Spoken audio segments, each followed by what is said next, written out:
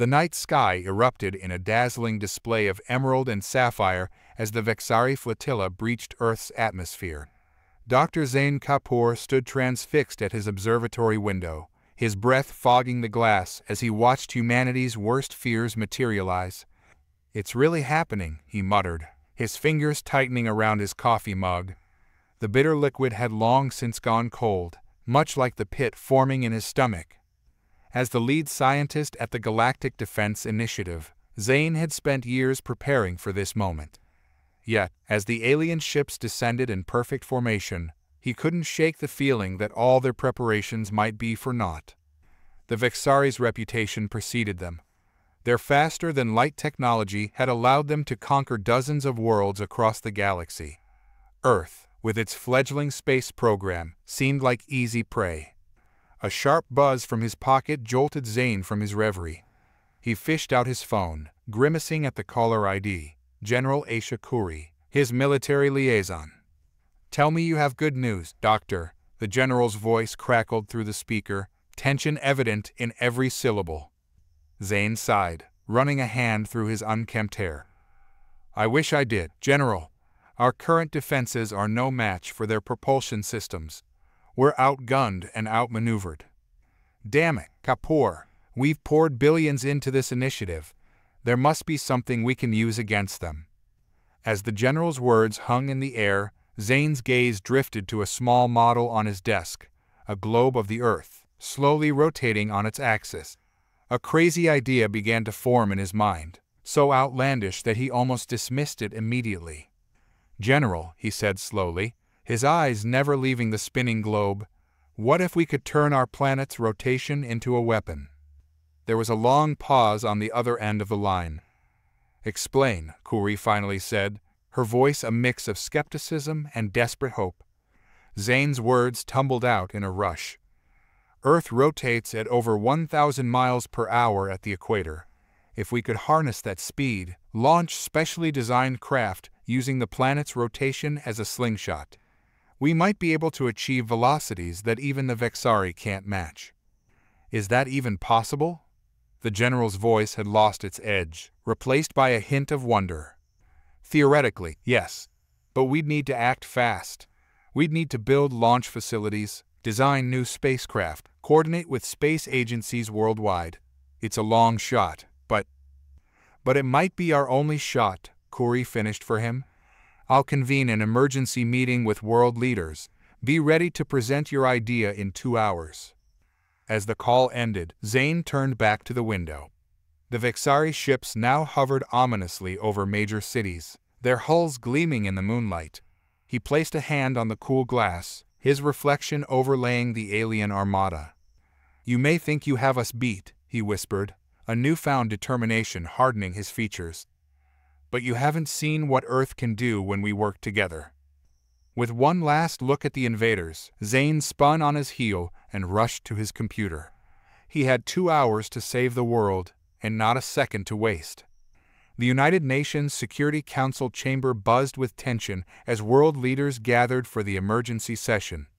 Holographic displays flickered to life, showing real-time footage of Vexari ships hovering over major cities across the globe. Dr. Zain Kapoor stood at the podium, his hands trembling slightly as he gripped its edges. The weight of humanity's fate pressed down on his shoulders, threatening to crush him. "Ladies and gentlemen," he began, his voice steadier than he felt.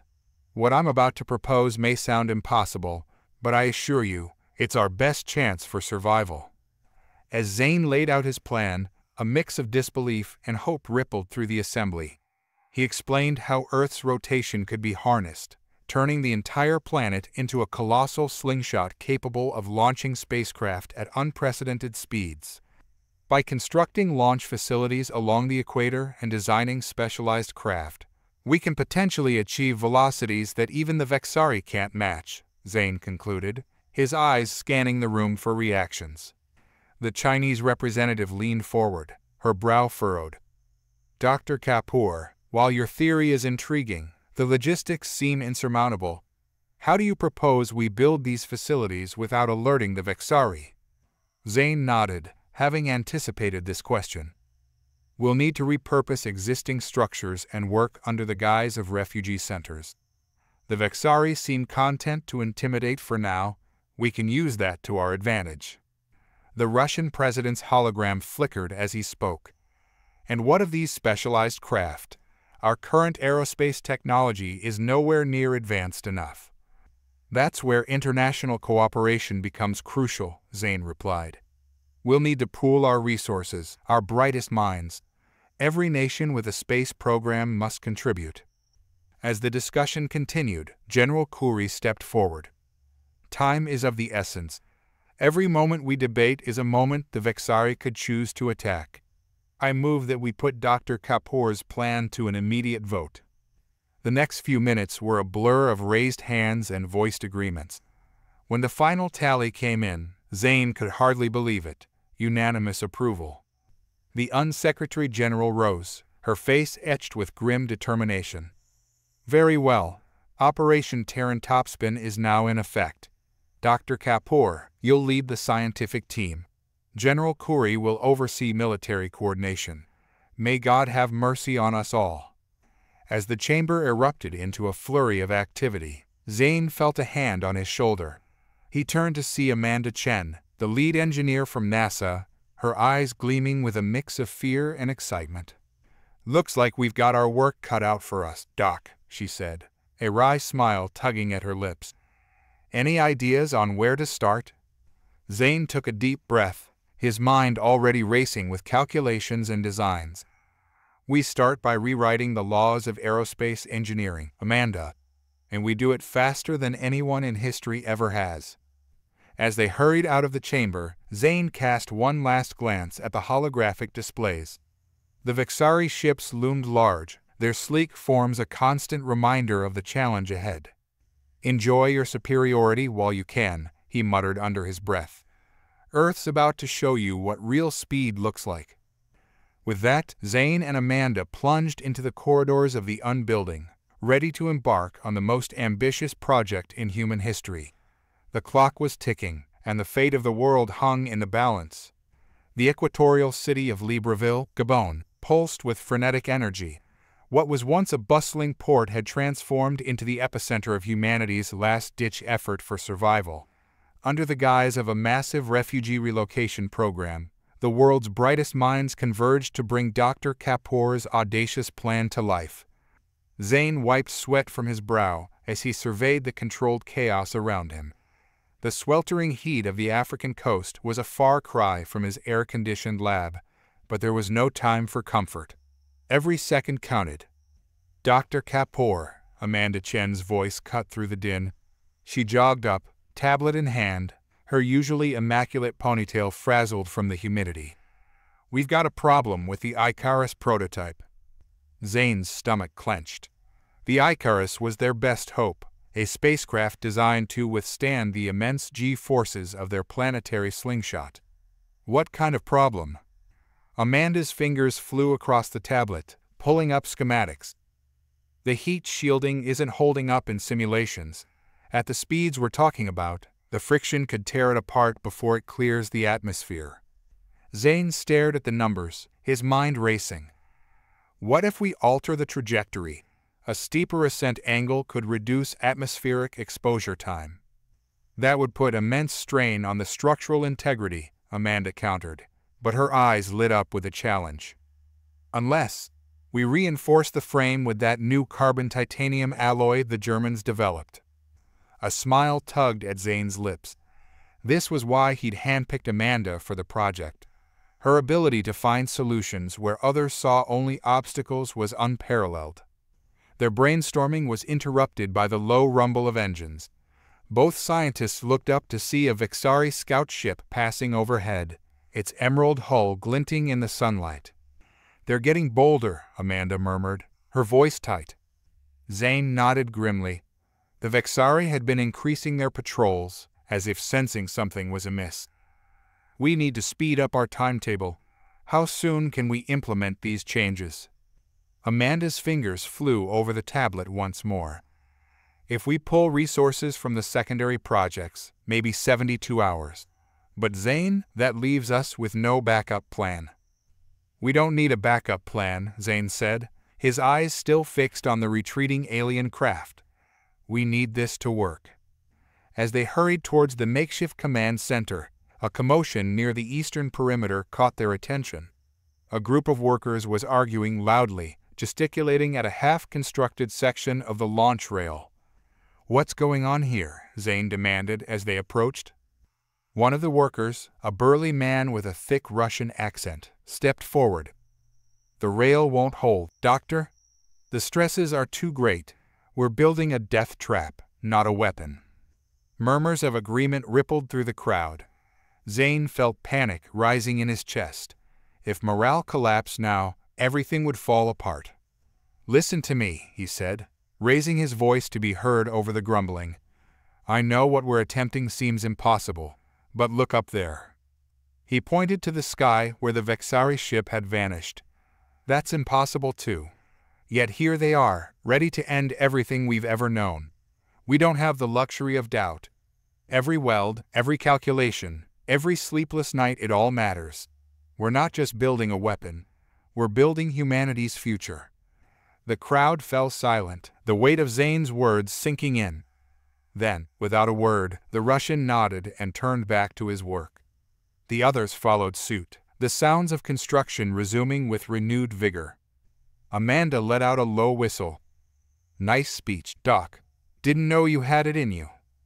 Zane managed a weak smile. "Neither did I." He glanced at his watch, acutely aware of the ticking clock. "Come on, we've got an Icarus to fix." As they hurried off, the equatorial sun beat down mercilessly, as if testing humanity's resolve. But in the shadow of an alien threat, Earth's children worked on, their determination as unyielding as the planet itself.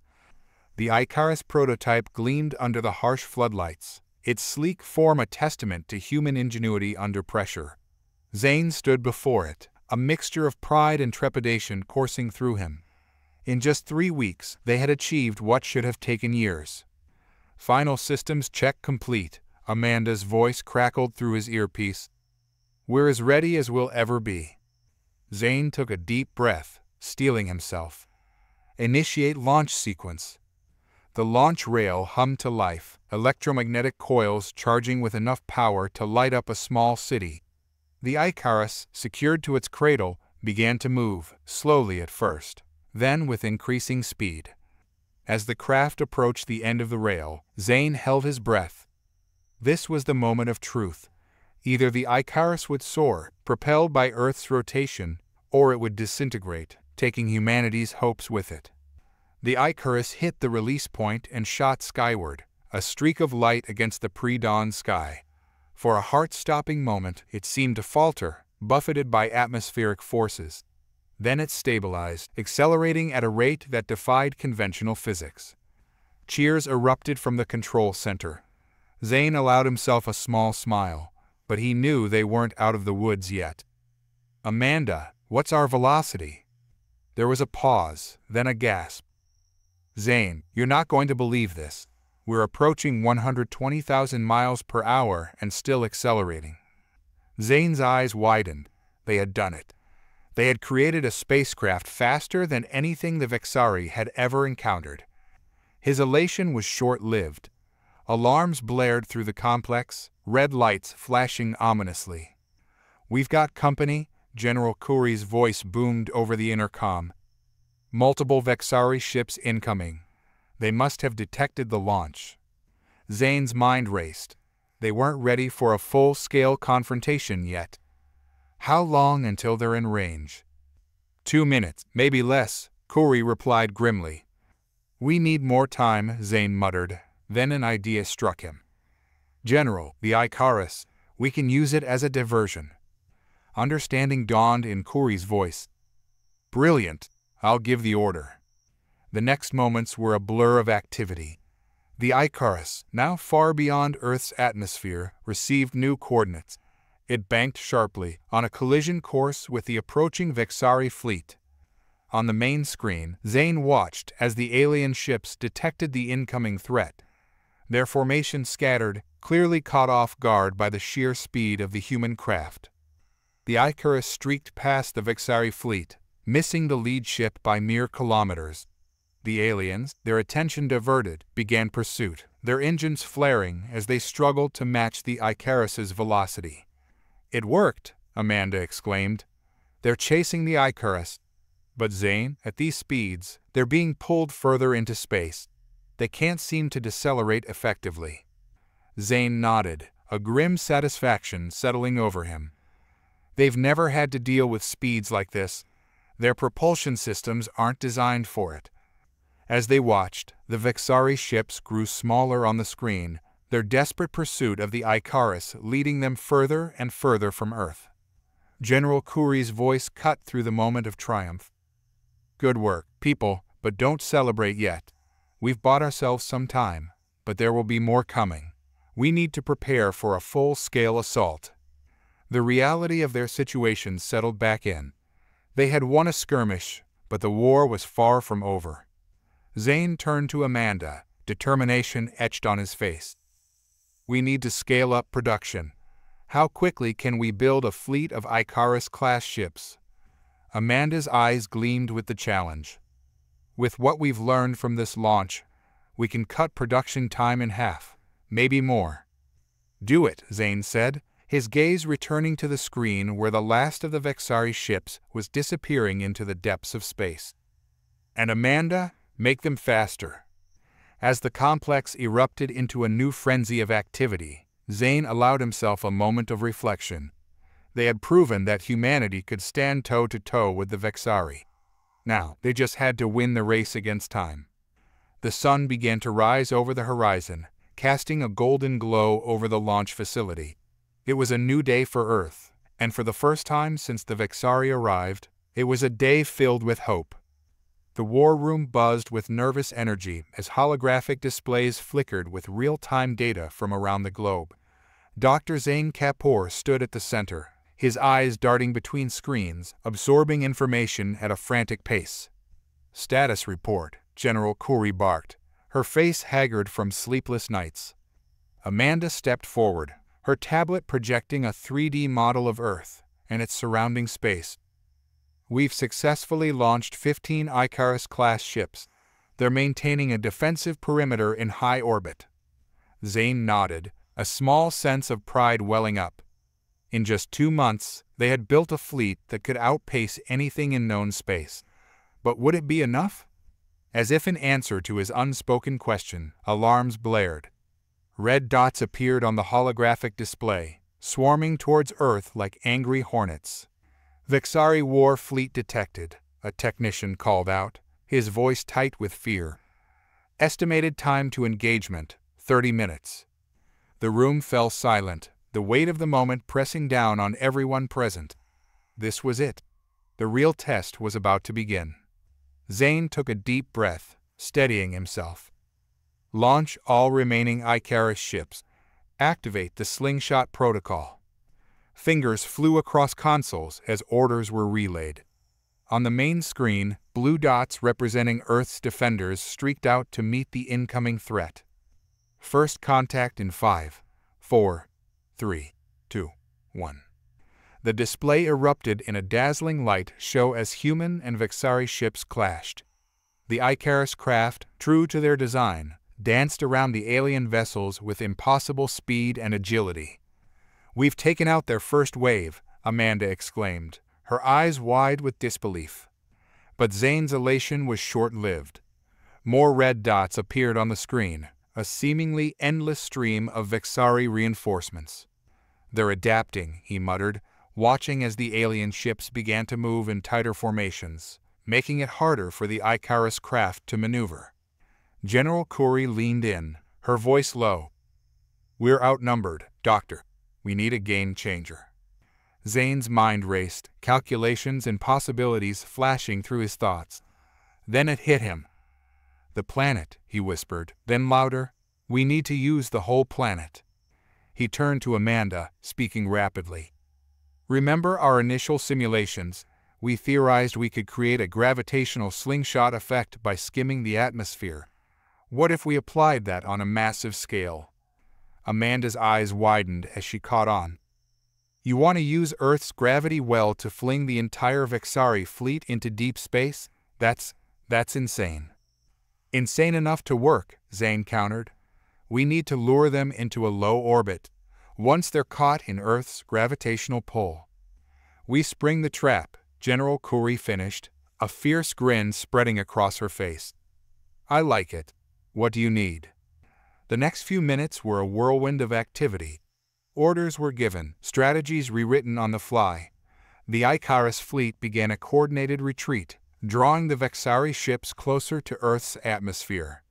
They're taking the bait, Amanda reported, her voice tense with anticipation.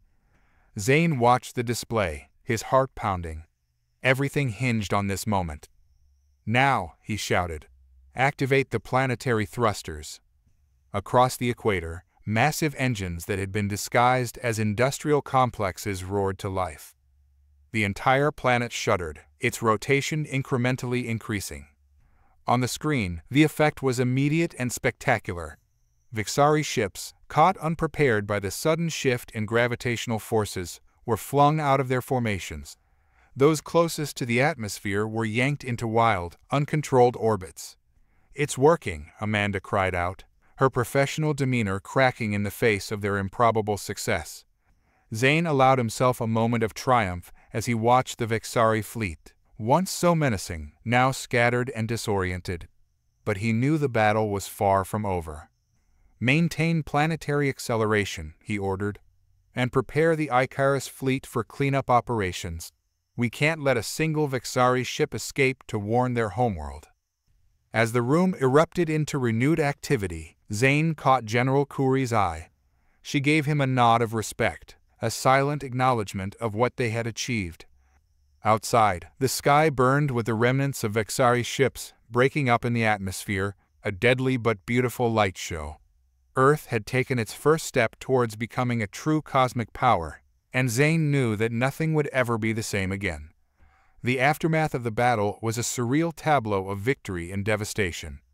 Zane stood on the observation deck of the hastily constructed space station, gazing down at Earth. The planet's accelerated rotation had slowed, but evidence of the conflict scarred the surface, impact craters from fallen Vexari ships, and the massive equatorial engines that had saved humanity.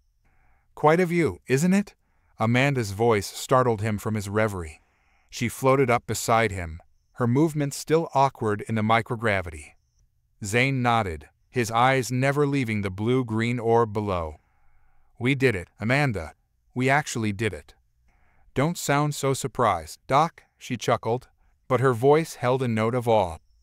Though I have to admit, I'm still wrapping my head around it myself. A comfortable silence fell between them as they watched the Icarus fleet patrolling Earth's orbit, sleek and deadly guardians of their home. The moment was interrupted by General Kuri's voice over the intercom. Dr. Kapoor, Miss Chen, report to the command center immediately. We have a situation. Exchanging worried glances, Zane and Amanda hurried through the station's corridors. The command center was a hive of activity, holographic displays showing various sectors of space around Earth. What's going on, General? Zane asked as they entered. Kuri's face was grim. We've detected a signal. It's not one of ours. Amanda leaned in, studying the readouts. It's too weak to be from Earth, and it's not Vexari. Wait, it's coming from Jupiter's orbit. Zane felt a chill run down his spine. Another alien species. That's our best guess, Kuri confirmed. The signal's encrypted, but our linguists are working on it. Whatever it is, it started broadcasting right after we defeated the Vexari. The implications hung heavy in the air. Had Earth's victory attracted the attention of other cosmic powers? There's more, Kuri continued. We've been analyzing the Vexari technology from the downed ships. It seems they weren't the top dogs we thought they were. More like mid-tier bullies in a much larger galactic community. Zane's mind raced with the possibilities. So by defeating them, we may have just announced our presence to the real players on the cosmic stage, Amanda finished, her voice a mix of excitement and trepidation. A tense silence fell over the room, broken only by the soft beeping of consoles. Humanity had won its first interstellar war, but it was becoming clear that this was just the beginning. "What's our next move?" Zane asked, looking to General Khoury. The general's eyes hardened with determination. "We prepare. We take what we've learned from the Vexari tech and improve it. We build more ships, better ships, and we try to decode that signal." Zane nodded, his scientific curiosity warring with caution. "We should also consider reaching out. If there are more advanced civilizations out there, we might be able to learn from them, maybe even form alliances." "Or paint a target on our backs," Khoury countered. "We need to tread carefully. Earth is in a vulnerable position right now." "Then we do both," Amanda interjected. "We prepare for the worst while hoping for the best. That's what got us through the Vexari invasion, after all." Agreement rippled through the command center. Zane felt a surge of pride in his species. Faced with the unknown, humanity was choosing to face it head-on, with open minds and ready defenses. "All right, people," Khoury announced. "Let's get to work. We've got a planet to protect and a galaxy to explore." As the command center burst into action, Zane turned back to the viewport, his gaze drawn to the distant pinprick of light that was Jupiter. Somewhere out there, an unknown entity was reaching out. Friend or foe, it represented a new chapter in human history. "Well, Earth," he murmured, "looks like we're not done spinning yet." With a deep breath, Zane turned away from the view and plunged into the task at hand. The Terran topspin had given humanity its first taste of cosmic victory. Now, it was time to see how far that momentum could take them. 6 months after the Vexari defeat, Earth had transformed into a hive of technological advancement and interstellar preparation. The Gagarin space elevator, a marvel of engineering stretching from the equator to geosynchronous orbit, stood as a testament to humanity's newfound capabilities. Dr. Zane Kapoor ascended the elevator, marveling at the seamless blend of human ingenuity and reverse-engineered Vexari tech. As he neared the top, the curvature of Earth became starkly visible, a breathtaking reminder of what they had fought to protect. The elevator docked with Nexus Station, humanity's first true deep space command center.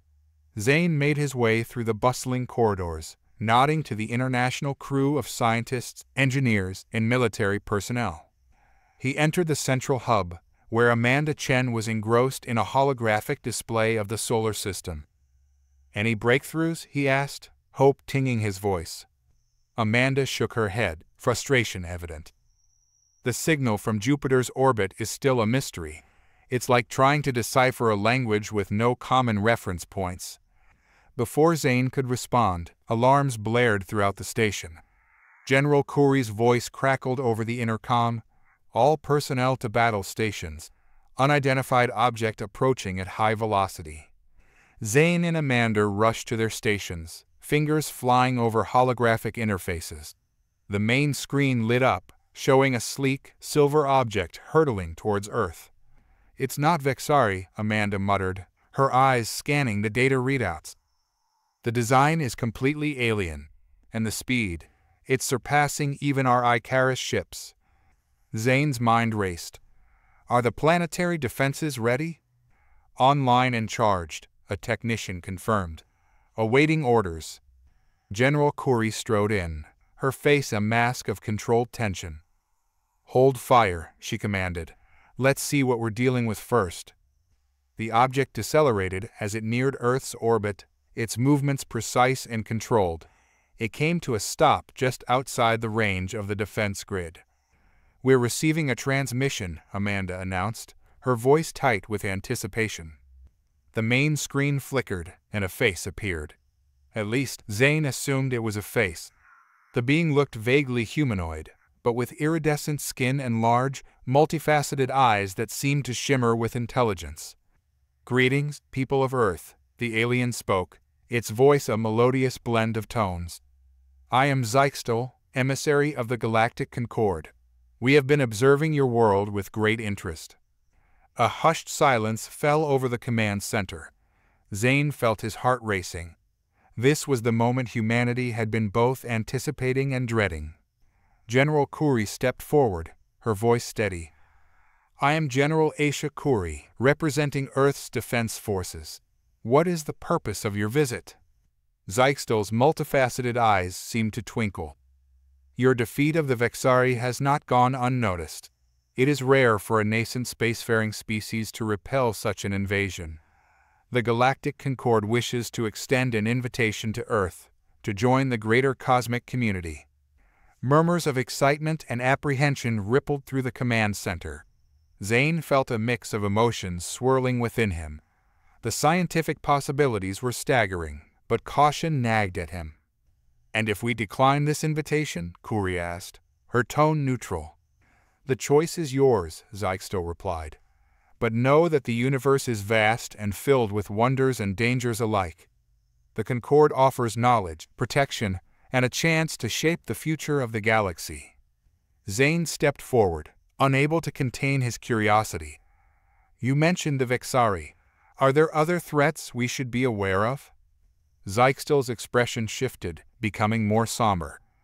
The Vexari are but one of many aggressive species. Your victory has altered the balance of power in this sector.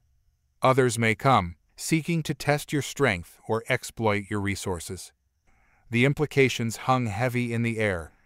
Earth's victory had put them on the cosmic map, for better or worse. General Kuri nodded, her decision made. We appreciate your offer, Zeikstel. However, we'll need time to consult with our world leaders before making any decisions. Of course, the alien emissary replied. We will await your response. May your deliberations be wise, people of Earth. As the transmission ended, the command center erupted into a flurry of activity. Zane turned to Amanda, seeing his own mix of excitement and trepidation mirrored in her eyes. Well, he said, a wry smile tugging at his lips. It looks like our little planetary slingshot just launched us into the big leagues. Amanda nodded, her gaze returning to the alien ship on the screen. The question is, are we ready for what comes next? As the Nexus station buzzed with the implications of this cosmic invitation, Zane couldn't help but feel that humanity was standing on the precipice of a new era. The Terran topspin had been just the beginning. Now, the real journey into the stars was about to begin. 6 months after the Vexari defeat, Earth had transformed into a hive of technological advancement and interstellar preparation. The Gagarin space elevator, a marvel of engineering stretching from the equator to geosynchronous orbit, stood as a testament to humanity's newfound capabilities. Dr. Zane Kapoor ascended the elevator, marveling at the seamless blend of human ingenuity and reverse-engineered Vexari tech. As he neared the top, the curvature of Earth became starkly visible, a breathtaking reminder of what they had fought to protect. The elevator docked with Nexus Station, humanity's first true deep space command center. Zane made his way through the bustling corridors, nodding to the international crew of scientists, engineers, and military personnel. He entered the central hub, where Amanda Chen was engrossed in a holographic display of the solar system. Any breakthroughs? He asked, hope tinging his voice. Amanda shook her head, frustration evident. The signal from Jupiter's orbit is still a mystery. It's like trying to decipher a language with no common reference points. Before Zane could respond, alarms blared throughout the station. General Kuri's voice crackled over the intercom. All personnel to battle stations. Unidentified object approaching at high velocity. Zane and Amanda rushed to their stations, fingers flying over holographic interfaces. The main screen lit up, showing a sleek, silver object hurtling towards Earth. It's not Vexari, Amanda muttered, her eyes scanning the data readouts. The design is completely alien, and the speed, it's surpassing even our Icarus ships. Zane's mind raced. Are the planetary defenses ready? Online and charged, a technician confirmed. Awaiting orders. General Kuri strode in, her face a mask of controlled tension. Hold fire, she commanded. Let's see what we're dealing with first. The object decelerated as it neared Earth's orbit, its movements precise and controlled. It came to a stop just outside the range of the defense grid. "We're receiving a transmission," Amanda announced, her voice tight with anticipation. The main screen flickered, and a face appeared. At least, Zane assumed it was a face. The being looked vaguely humanoid, but with iridescent skin and large, multifaceted eyes that seemed to shimmer with intelligence. "Greetings, people of Earth," the alien spoke, its voice a melodious blend of tones. "I am Zyxtol, emissary of the Galactic Concord. We have been observing your world with great interest." A hushed silence fell over the command center. Zane felt his heart racing. This was the moment humanity had been both anticipating and dreading. General Kuri stepped forward, her voice steady. "I am General Aisha Kuri, representing Earth's Defense Forces. What is the purpose of your visit?" Zyxtol's multifaceted eyes seemed to twinkle. "Your defeat of the Vexari has not gone unnoticed. It is rare for a nascent spacefaring species to repel such an invasion. The Galactic Concord wishes to extend an invitation to Earth, to join the greater cosmic community." Murmurs of excitement and apprehension rippled through the command center. Zane felt a mix of emotions swirling within him. The scientific possibilities were staggering, but caution nagged at him. "And if we decline this invitation?" Kuri asked, her tone neutral. "The choice is yours," Zyxtol replied. "But know that the universe is vast and filled with wonders and dangers alike. The Concord offers knowledge, protection, and a chance to shape the future of the galaxy." Zane stepped forward, unable to contain his curiosity. "You mentioned the Vexari. Are there other threats we should be aware of?" Zyxtol's expression shifted, becoming more somber. "The Vexari are but one of many aggressive species. Your victory has altered the balance of power in this sector. Others may come, seeking to test your strength or exploit your resources." The implications hung heavy in the air. Earth's victory had put them on the cosmic map, for better or worse. General Kuri nodded, her decision made. "We appreciate your offer, Zyxtol. However, we'll need time to consult with our world leaders before making any decisions." "Of course," the alien emissary replied. "We will await your response. May your deliberations be wise, people of Earth." As the transmission ended, the command center erupted into a flurry of activity. Zane turned to Amanda, seeing his own mix of excitement and trepidation mirrored in her eyes. "Well," he said, a wry smile tugging at his lips, "it looks like our little planetary slingshot just launched us into the big leagues." Amanda nodded, her gaze returning to the alien ship on the screen. "The question is, are we ready for what comes next?" As the Nexus station buzzed with the implications of this cosmic invitation, Zane couldn't help but feel that humanity was standing on the precipice of a new era. The Terran topspin had been just the beginning. Now, the real journey into the stars was about to begin. The United Nations General Assembly Hall was packed to capacity, a sea of faces representing every nation on Earth.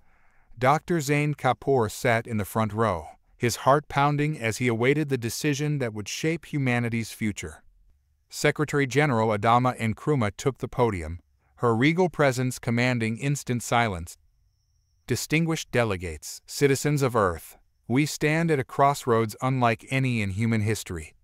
The Galactic Concord's invitation presents us with unprecedented opportunities and challenges." Zane glanced at Amanda, seated beside him. Her face was a mask of concentration, but he could see the tension in her shoulders. Nkrumah continued, her voice resonating through the hall. "After extensive deliberations and consultations with experts from various fields, including our esteemed Dr. Kapoor and his team, we have reached a decision." The room collectively held its breath. Earth will accept the Galactic Concord's invitation, but with conditions. A murmur rippled through the assembly. Zane leaned forward, eager to hear the details. "We will join as probationary members, maintaining our sovereignty and the right to develop our own technologies. We request a cultural exchange program and access to educational resources about galactic civilizations.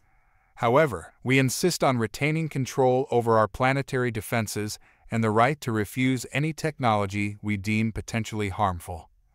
As Nkrumah outlined the conditions, Zane felt a surge of pride. Earth was stepping onto the galactic stage not as supplicants, but as equals demanding respect.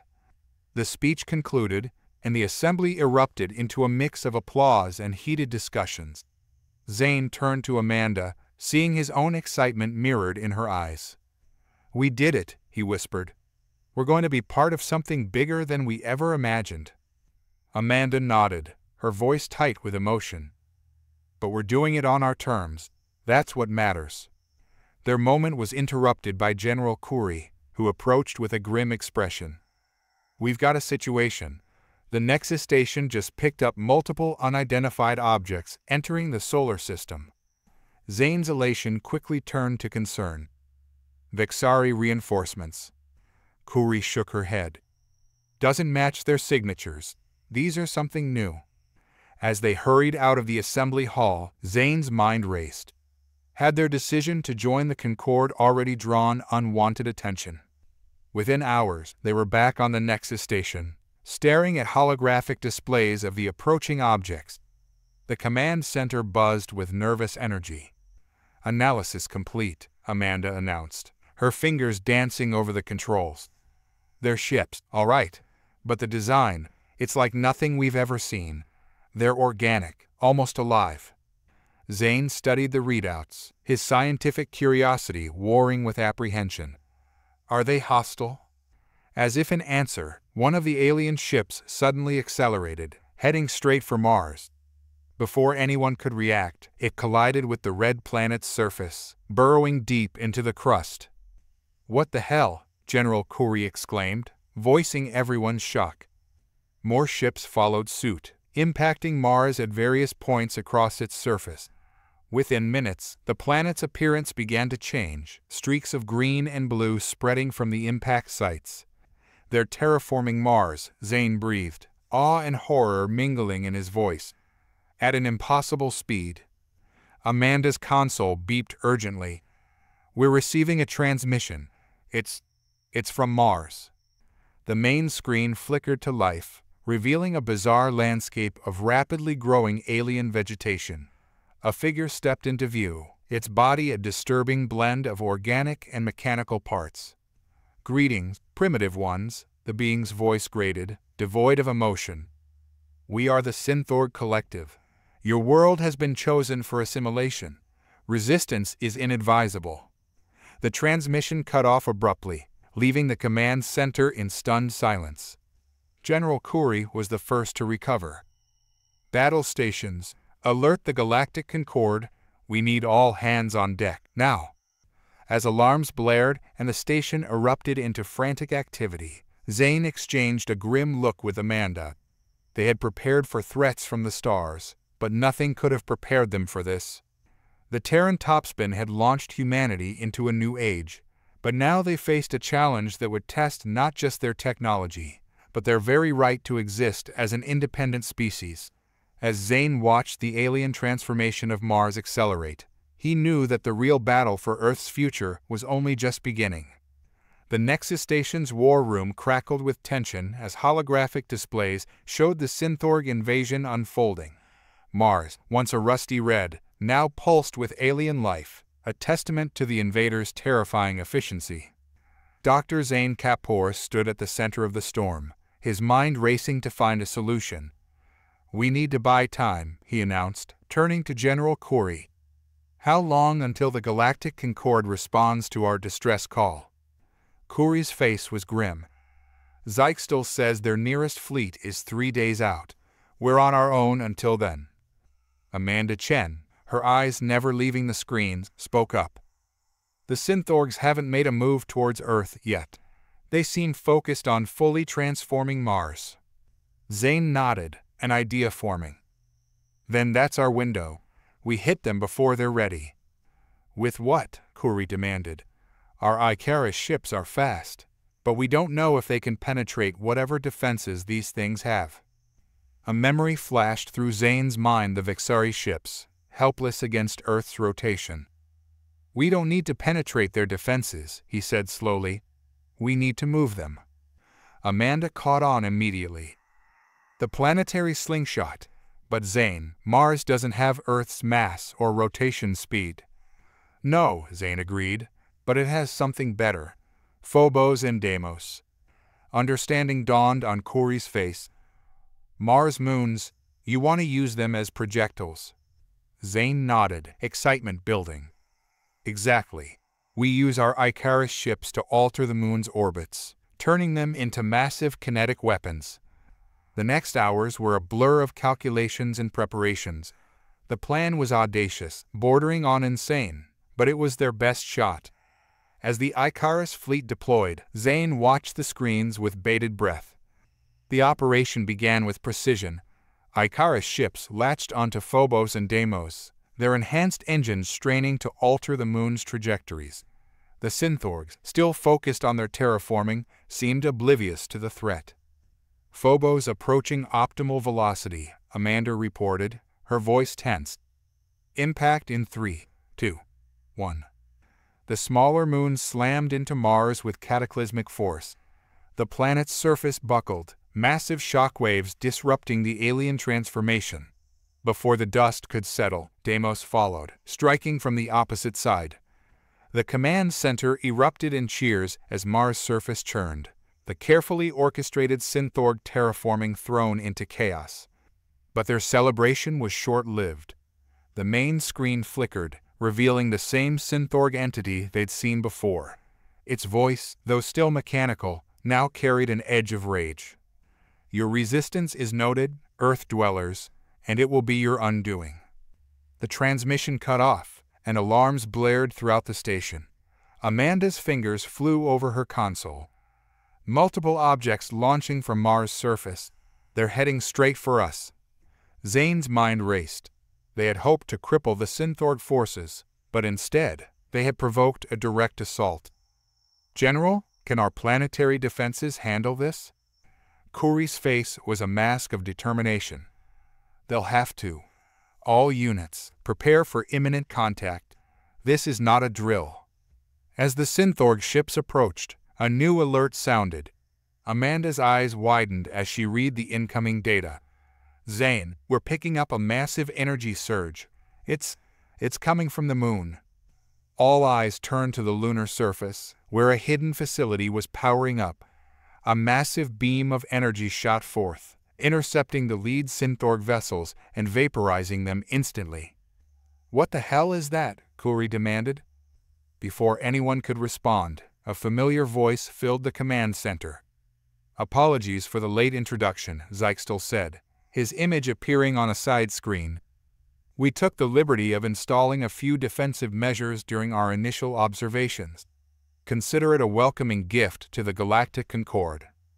Relief and amazement washed over Zane. They weren't alone after all. As the lunar defense system continued to decimate the Synthorg attack force, he allowed himself a moment of hope. But he knew the battle was far from over. The Synthorgs had underestimated humanity once. They wouldn't make that mistake again. And now, Earth found itself not just fighting for its own survival, but potentially for the safety of the entire Galactic Concord.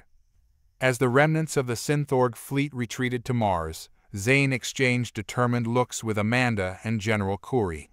The Terran topspin had given them a fighting chance, but the true test of humanity's place in the cosmos was just beginning. All right, Zane said, his voice steady. Let's show the galaxy what Earth can really do. The aftermath of the Synthorg's failed assault left Earth in a precarious position. The Nexus station hummed with activity as scientists, military personnel, and newly arrived Galactic Concord advisors worked tirelessly to prepare for the next inevitable confrontation. Dr. Zane Kapoor stood before a holographic display of the solar system, studying the ominous green glow that now enveloped Mars. The Synthorgs had accelerated their terraforming process, turning the red planet into a fortified staging ground. They're adapting, Amanda observed, joining him at the display. Our moon trick won't work twice. Zane nodded grimly. We need a new approach, something they won't see coming. General Corey entered the room, followed by Zyxtel and a team of alien scientists. The Galactic Concord emissary's multifaceted eyes gleamed with a mix of concern and admiration. "Your species continues to impress, Dr. Kapoor," Zyxtel said. "Few civilizations have held their own against the Synthorg Collective for this long." "We're not interested in just holding our own," Corey interjected. "We need to end this threat, permanently." Zyxtel's expression turned grave. "The Concord has faced the Synthorgs before. They are a scourge that travels from galaxy to galaxy, consuming and assimilating everything in their path. Conventional warfare is ineffective against them." Zane's mind raced, processing this new information. "Then we need to think unconventionally. Tell me, Zyxtel, what do we know about their biology, their technology?" As the alien emissary began to explain, Zane's eyes widened with realization. The Synthorgs weren't just mechanical or just organic, they were a true fusion of both. And that gave him an idea. "Amanda," he said, excitement creeping into his voice. "Remember our early experiments with a planetary rotation? The electromagnetic fields we generated?" Amanda nodded, catching on quickly. "The disruption to our communications. You think we could use that against the Synthorgs?" "On a massive scale," Zane confirmed. He turned to Zyxtel. "We need to know everything about Synthorg communication networks, their synaptic interfaces, anything that relies on electromagnetic signals." The next hours were a whirlwind of planning and preparation. Earth's remaining Icarus ships were retrofitted with powerful electromagnetic pulse generators. The lunar defense system was reprogrammed to emit a precisely tuned frequency. As the final preparations were made, Zane addressed the combined human and alien forces. "What we're attempting has never been done before. We're going to create an electromagnetic storm so powerful it will engulf the entire inner solar system. If this works, it should disrupt the Synthorg's ability to function as a collective." General Corey stepped forward. "But be warned, this will also knock out most of our own tech. Once we initiate this plan, we'll be flying blind. Earth's defense will rely on pre-positioned conventional forces and whatever Concord ships can withstand the storm." A tense silence fell over the assembled crews. The stakes couldn't be higher. "Godspeed," Corey said simply, giving the signal to begin. The Icarus fleet moved into position, forming a sphere around Mars. On Earth, massive generators spun up, drawing on the planet's rotation to power the electromagnetic pulse. The moon's hidden facility hummed with energy. Zane watched the countdown, his heart pounding. This was it, humanity's greatest gamble. "Initiate pulse sequence," he commanded as the timer hit 0. The effect was immediate and spectacular. A visible wave of energy burst forth from Earth, amplified by the lunar station and the Icarus ships. It washed over Mars like a tsunami of pure electromagnetic force. The Synthor defenses flickered and failed. Their ships, caught in the storm, spun out of control. On the surface of Mars, the alien structures began to wither and die. But the pulse didn't stop there. It continued outward, engulfing the entire inner solar system in a maelstrom of electromagnetic chaos. Earth's own systems went dark, plunging the planet into a temporary blackout. For agonizing hours, they waited in darkness, hoping their gamble had paid off. When the storm finally subsided and systems slowly came back online, the sight that greeted them was breathtaking. Mars, once overrun by alien life, was returning to its natural state. The Synthorg fleet hung motionless in space, their ships now little more than inert hunks of metal and organic matter. As cheers erupted throughout the Nexus station, Zane felt a profound sense of accomplishment tinged with awe. Humanity had not only survived its trial by fire, but had developed a weapon that could change the balance of power in the galaxy. Zyxtel approached, his expression one of deep respect. "The Galactic Concord owes Earth a great debt. Your Terran topspin has evolved into something far beyond what any of us could have imagined." Zane nodded, his gaze fixed on the view of Earth spinning serenely below. "We started by using our planet's rotation to defend ourselves.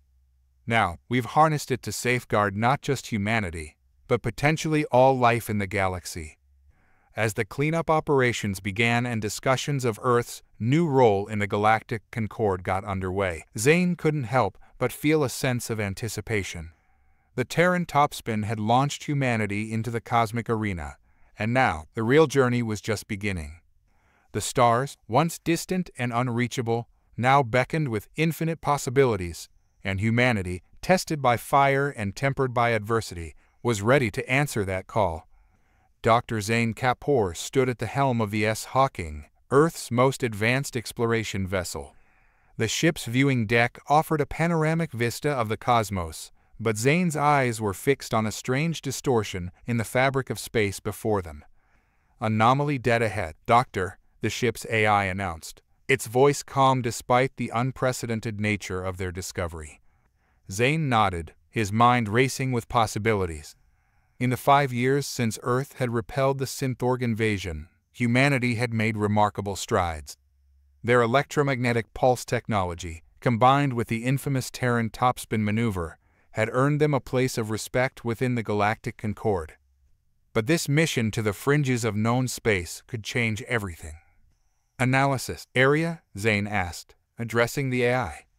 "The anomaly defies conventional physics, Doctor. Gravitational readings are inconsistent. It's as if space itself is being stretched and compressed." A chill ran down Zane's spine.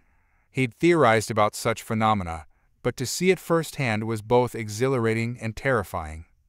"Prepare a probe for launch," he ordered. "Let's get a closer look." As the crew bustled into action, Zane's mind wandered to the events that had led to this moment. Earth's victory over the Synthorgs had catapulted humanity onto the galactic stage. The Terran topspin, once a desperate gambit, had evolved into a cornerstone of cosmic warfare doctrine. But with great power came great responsibility.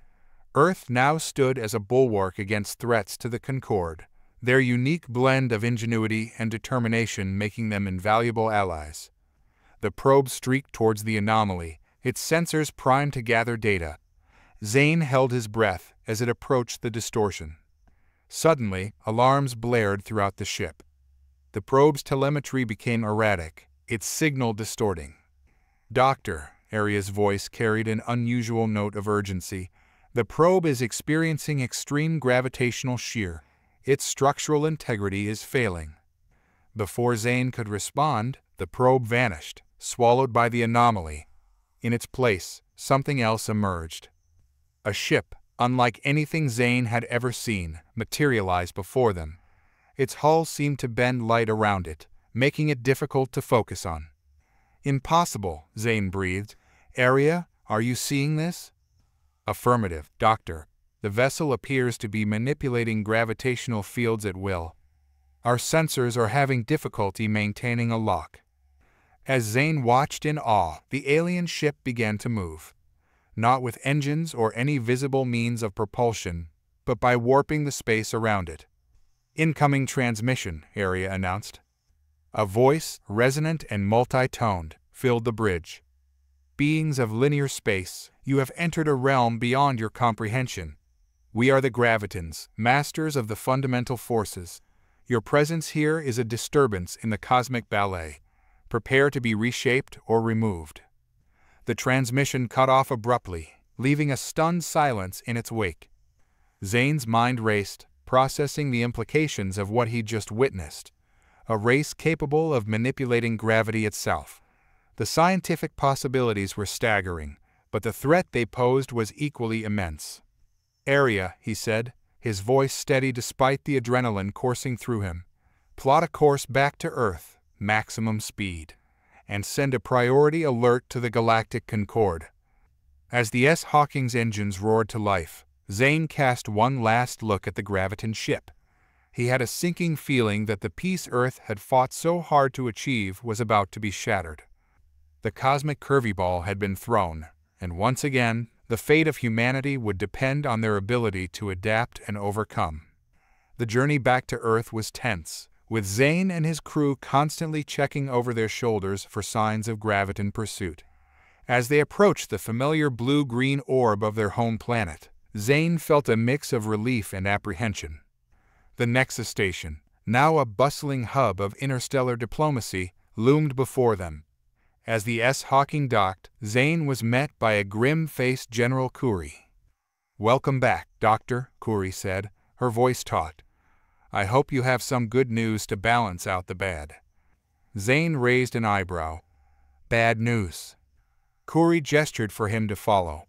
They made their way to the station's central command, where a holographic display showed multiple distortions appearing across Concorde space.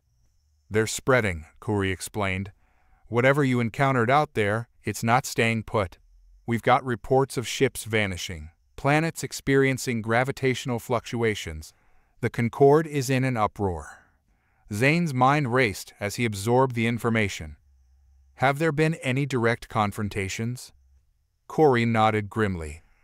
A Concorde patrol fleet engaged one of these graviton ships near the Centauri system. It didn't go well for our side." The holographic display shifted, showing footage of the battle. Zane watched in horror as Concorde ships were crushed like tin cans, their hulls crumpling under impossible gravitational forces. "This is worse than I imagined," Zane muttered. "Their control over gravity is absolute. Conventional weapons are useless." "That's why you're here, Doctor," Kuri said, fixing him with an intense stare. "Earth is being called upon once again. The Concorde needs a solution, and they're looking to us to provide it." Zane nodded, the weight of responsibility settling on his shoulders. "I'll need access to all the data we have on these encounters, and I want my old team reassembled. If we're going to find a way to counter this threat, we'll need the best minds working on it." As if on cue, the door slid open, and Amanda Chen walked in. Her face broke into a grim smile at the sight of Zane. "Heard you found some trouble out there, Doc. Just can't stay out of it, can you?" Despite the dire situation, Zane felt a surge of confidence. With Amanda by his side, he felt like they stood a fighting chance.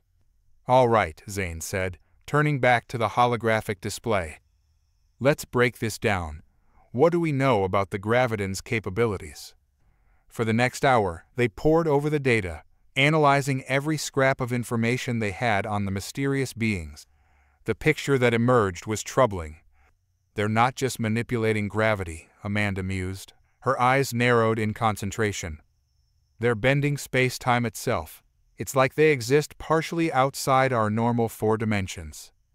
Zane nodded, an idea beginning to form. "Which means conventional 3-dimensional weapons will never be effective. We need to fight fire with fire." "What are you thinking, Doc?" Kuri asked, leaning in. Zane's eyes lit up with the spark of inspiration. "The Terran topspin. We've been using it as a propulsion system, a weapon. But what if we could harness it to manipulate space-time itself?" Amanda caught on quickly, her fingers flying over a datapad. "You're talking about using the Earth's rotation to create a localized space-time distortion, a bubble of altered reality." "Exactly," Zane confirmed. "If we can't beat them in their dimension, we bring them into ours, force them to play by our rules." Kuri looked between them, a mix of hope and skepticism on her face. "Can it be done?" Zane met her gaze, determination etched in every line of his face. "It has to be, because if we can't find a way to level the playing field, there won't be a field left to play on." As the gravity of the situation settled over them, alarms suddenly blared throughout the station. Aria's voice came over the intercom, urgent and clear. "Alert!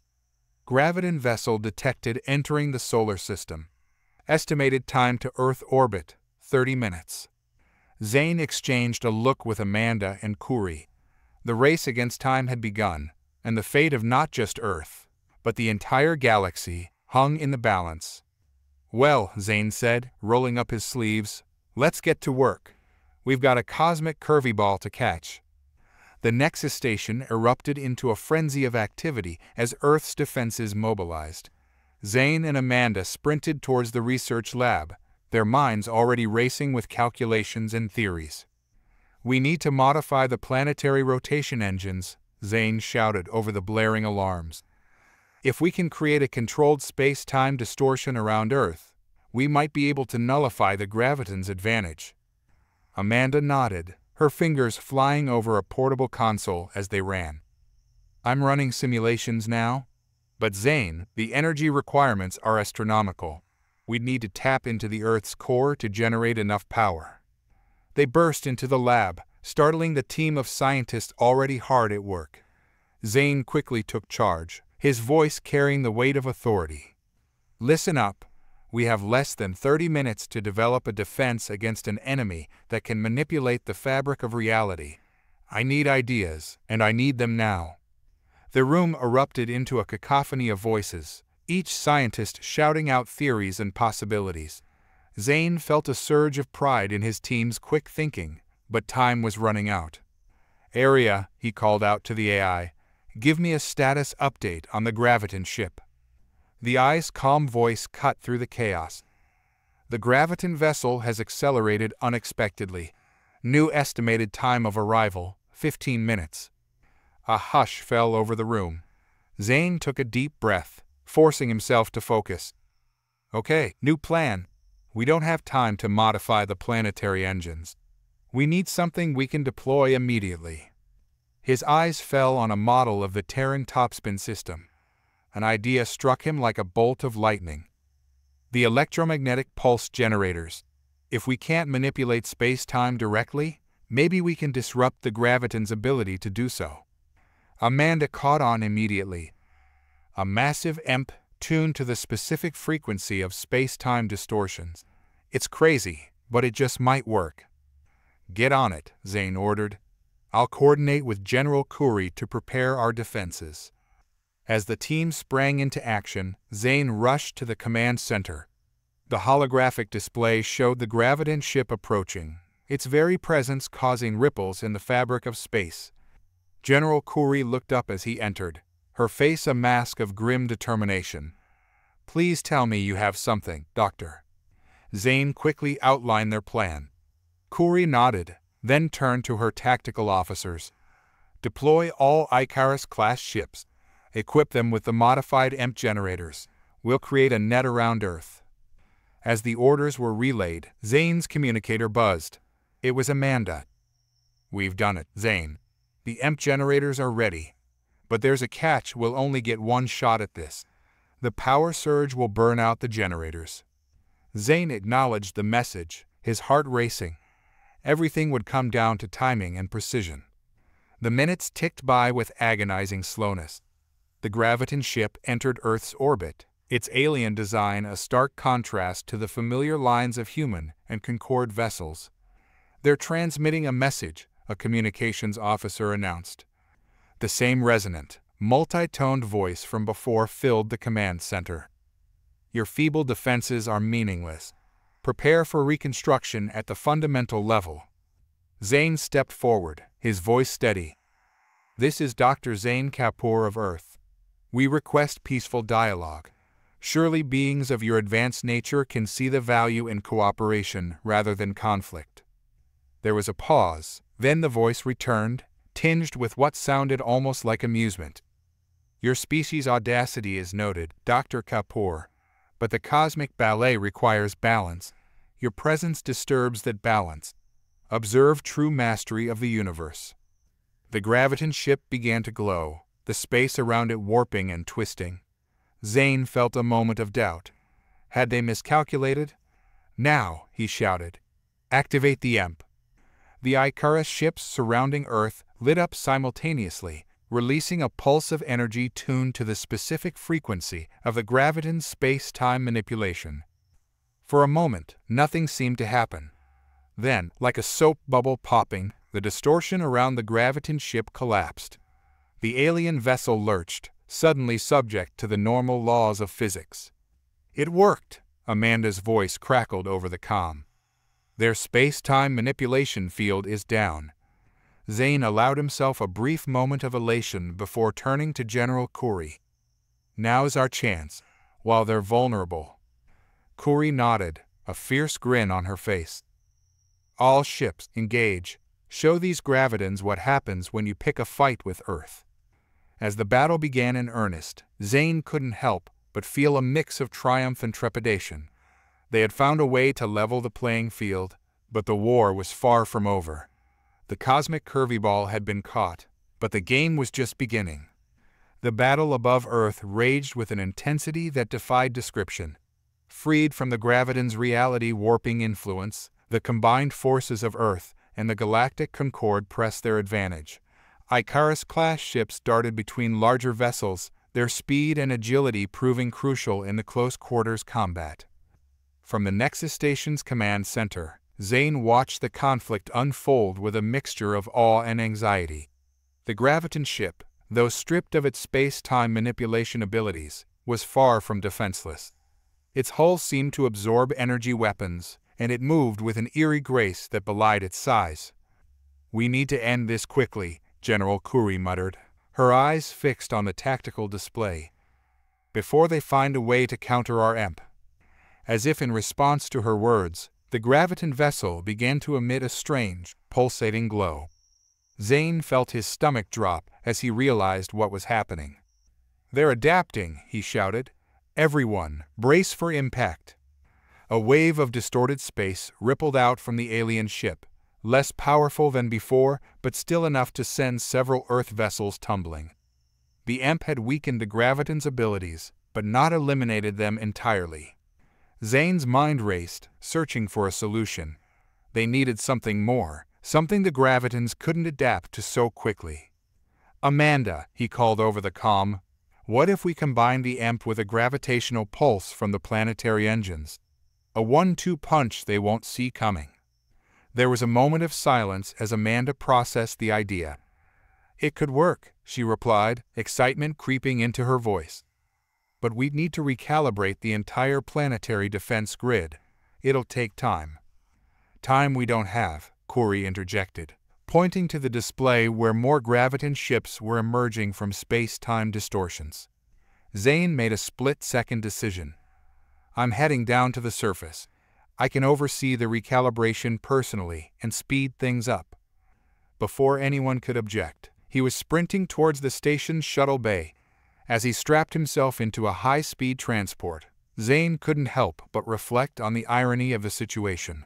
Once again, Earth's rotation, the very thing that had started this journey with the Terran topspin, might be the key to their salvation. The descent to Earth was a blur of fire and turbulence as the transport dodged debris from the battle above. Zane landed at the main planetary defense facility, immediately immersing himself in a whirlwind of calculations and adjustments. "Reroute power from the secondary grids," he ordered, his fingers flying over holographic interfaces. "We need every ounce of energy we can get." As the team worked feverishly to implement the changes, reports from the battle above grew increasingly dire. The Gravitons were slowly regaining their reality-warping abilities, and Earth's forces were being pushed back. "Zane," Amanda's voice crackled over the comm, tinged with urgency, "whatever you're going to do it fast. We're losing ground up here." Zane gritted his teeth, pushing himself to work faster. The fate of not just Earth, but potentially the entire galaxy, rested on their success. Finally, after what felt like an eternity but was merely minutes, the system was ready. Zane took a deep breath, his hand hovering over the activation switch. "This is Dr. Kapoor," he announced to all channels. "Brace for planetary-scale gravitational pulse in 3, 2, 1. He pressed the switch. For a moment, nothing seemed to happen. Then, the entire world seemed to shudder. Zane felt a wave of vertigo as the gravitational pulse, amplified by Earth's rotation, surged outward into space. On the monitors, he watched as the pulse hit the Graviton fleet. The alien ships, caught off guard by this new attack, began to tumble and spin, their carefully maintained space-time bubbles collapsing under the onslaught. "It's working," Amanda's jubilant voice filled the command center.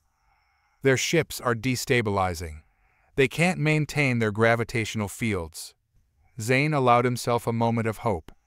But as he watched the Graviton ships struggling to regain control, he couldn't shake the feeling that this victory, however significant, was only the beginning of a much larger conflict.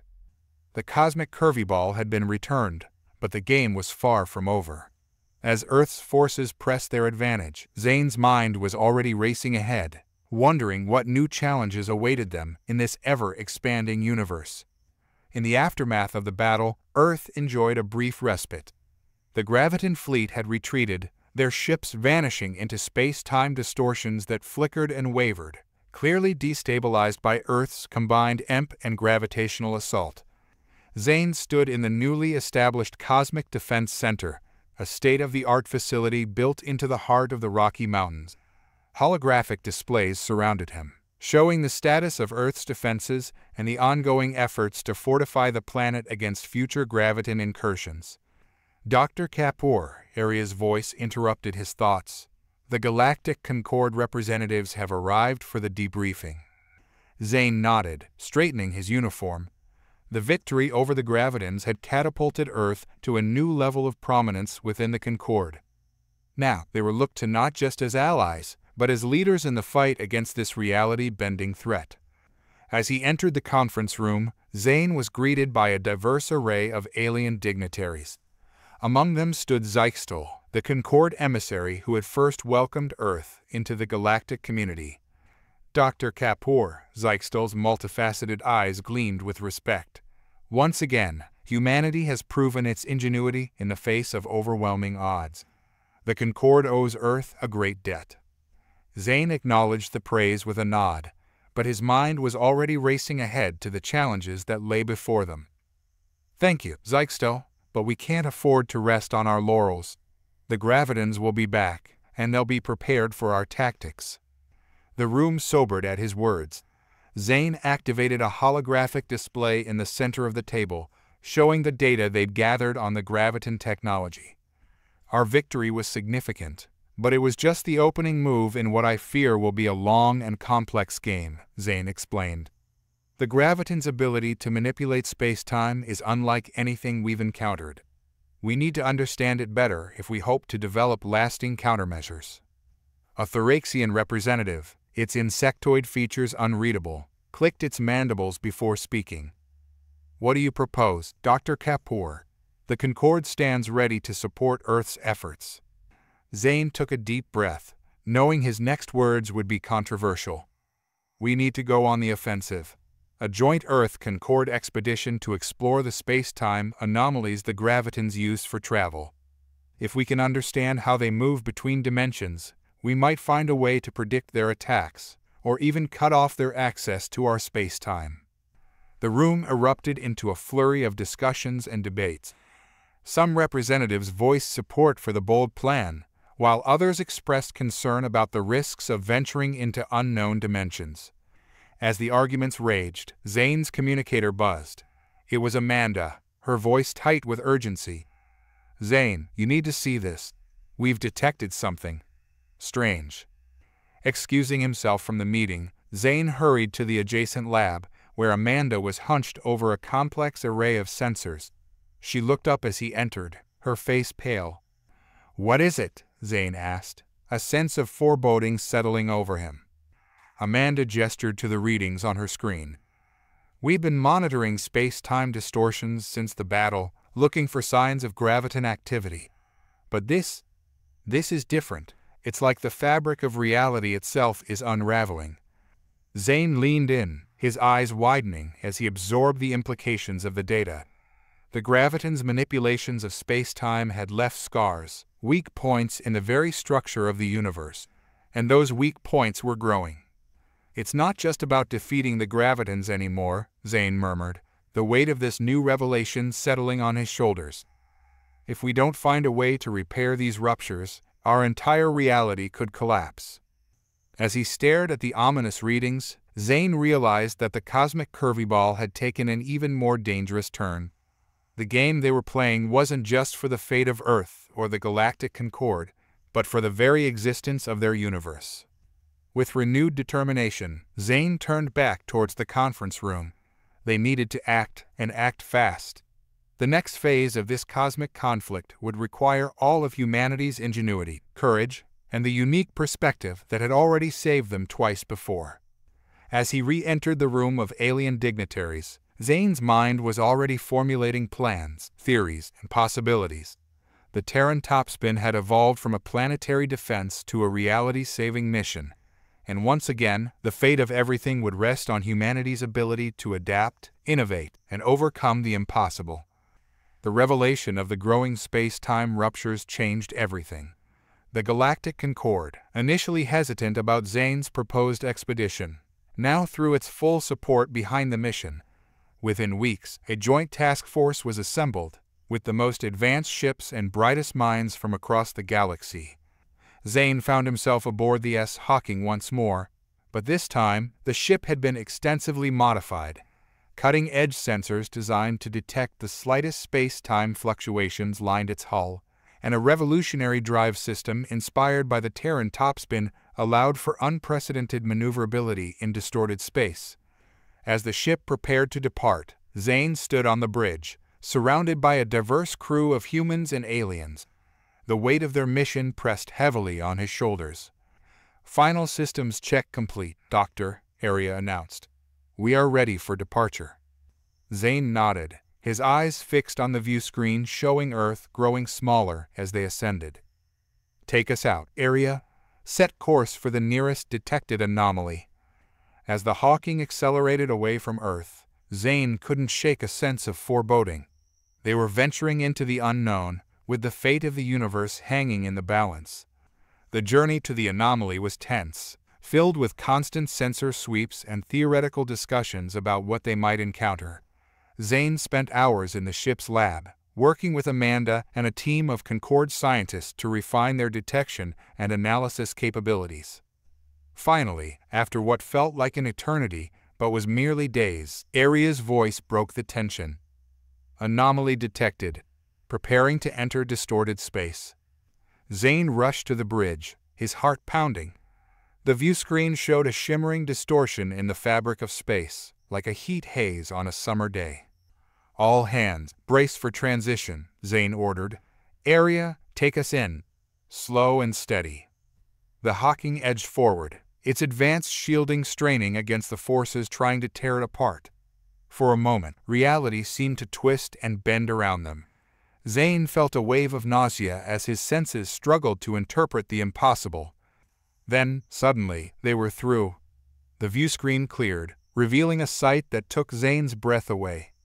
They were in what appeared to be a vast, swirling nebula, but the colors and patterns defied normal physics. Streams of energy flowed in impossible directions, and in the distance, Zane could see what looked like fragments of other realities, glimpses of alien worlds and unfamiliar star systems. "My God," Amanda breathed, her eyes wide with wonder. "It's like we're seeing the seams of the universe." Zane nodded, his scientific mind already racing to analyze what he was seeing. This must be some kind of interdimensional nexus, a place where multiple realities converge. As they marveled at the sight, alarms suddenly blared throughout the ship. Arya's voice was urgent. "Multiple contacts detected. Graviton signatures confirmed." Zane's wonder quickly turned to determination. "Battle stations, prepare defensive systems." The crew sprang into action, but Zane knew their conventional weapons would be of little use here. They needed to think differently, to use the unique properties of this space to their advantage. As Graviton ships began to materialize around them, twisting into existence from the very fabric of the Nexus, Zane's mind raced for a solution. They were outgunned and in unfamiliar territory, but humanity had faced impossible odds before. "Arya," he called out, an idea forming. "Can we use the Hawking's drive system to generate a localized space-time distortion? Something that mimics the Graviton's own technology." There was a pause as the AI processed the request. "Theoretically possible, Doctor, but it would require redirecting all power to the drive. We would be defenseless." Zane gritted his teeth, weighing the risks. It was a gamble, but they were out of options. "Do it. And everyone, hold on tight. Things are about to get very strange." As the Graviton ships closed in, the Hawking's engines began to hum with an otherworldly resonance. The space around them started to warp and twist, mirroring the chaotic energies of the Nexus itself.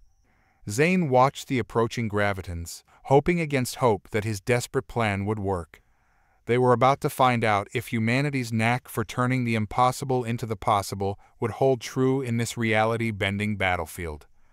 The cosmic curveball was curving in ways no one had ever seen before, and the next pitch would determine the fate of not just their mission, but potentially the entire multiverse. The Hawking shuddered as its drive system strained to generate the space-time distortion. Around them, the fabric of reality twisted and warped, creating a bubble of chaos that mirrored the surrounding nexus. Zane watched with bated breath as the graviton ships approached. For a moment, it seemed as if his gambit had failed. Then, suddenly, the alien vessels began to falter. Their precise movements became erratic, as if they were struggling to navigate the Hawking's artificial distortion field. "It's working," Amanda exclaimed, her eyes fixed on the sensor readings. "They can't maintain their cohesion in our distortion field." Zane allowed himself a brief moment of triumph before focusing on their next move. "Area, can we modulate the field? Create a resonance that might disrupt their ships entirely?" The eye's response was immediate. "Affirmative, Doctor. Initiating modulation sequence." The space around the Hawking pulsed with energy, sending waves of distortion rippling outward. The effect on the graviton ships was immediate and dramatic. Their hulls began to flicker and phase, as if struggling to remain in a single reality. But the victory was short-lived. As quickly as they had been disrupted, the graviton ships began to adapt. Their forms stabilized, and they resumed their approach, now seemingly immune to the Hawking's distortion field. "They're learning," Zane muttered, his mind racing for a new solution. "We need to change tactics. Area, what's the status of our sensors? Can we gather any data on the composition of this nexus?" "Sensors are operating at 73% efficiency in this environment," Area replied. "Preliminary data suggests the nexus is composed of intersecting probability waves from multiple realities." An idea struck Zane like a bolt of lightning. Probability waves. Amanda, what if we could use the nexus itself as a weapon? Manipulate the probabilities to our advantage? Amanda's eyes widened as she caught on. "You're talking about quantum manipulation on a cosmic scale. It's insane, but it just might work." Zane turned to the alien members of the crew, his voice urgent. "We need to combine our knowledge. Every species, every unique perspective. We're not just fighting the gravitons now. We're trying to rewrite the rules of reality itself." What followed was a frenzy of activity, unlike anything Zane had ever experienced. Human scientists worked alongside alien theorists, combining mathematical models with intuitive leaps of logic.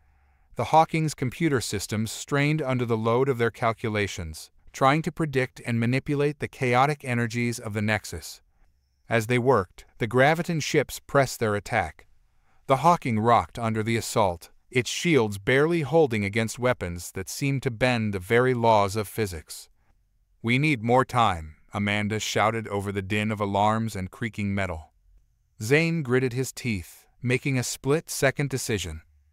"Area, initiate the Terran topspin maneuver. Use the Nexus energies to amplify the effect." The AI complied without hesitation. The Hawking began to spin, not just in three-dimensional space, but somehow through the probability waves of the Nexus itself. The motion was dizzying, reality seeming to blur and shift around them. The graviton ships, caught off guard by this impossible maneuver, scattered in confusion. It bought them precious seconds, but Zane knew it wouldn't be enough.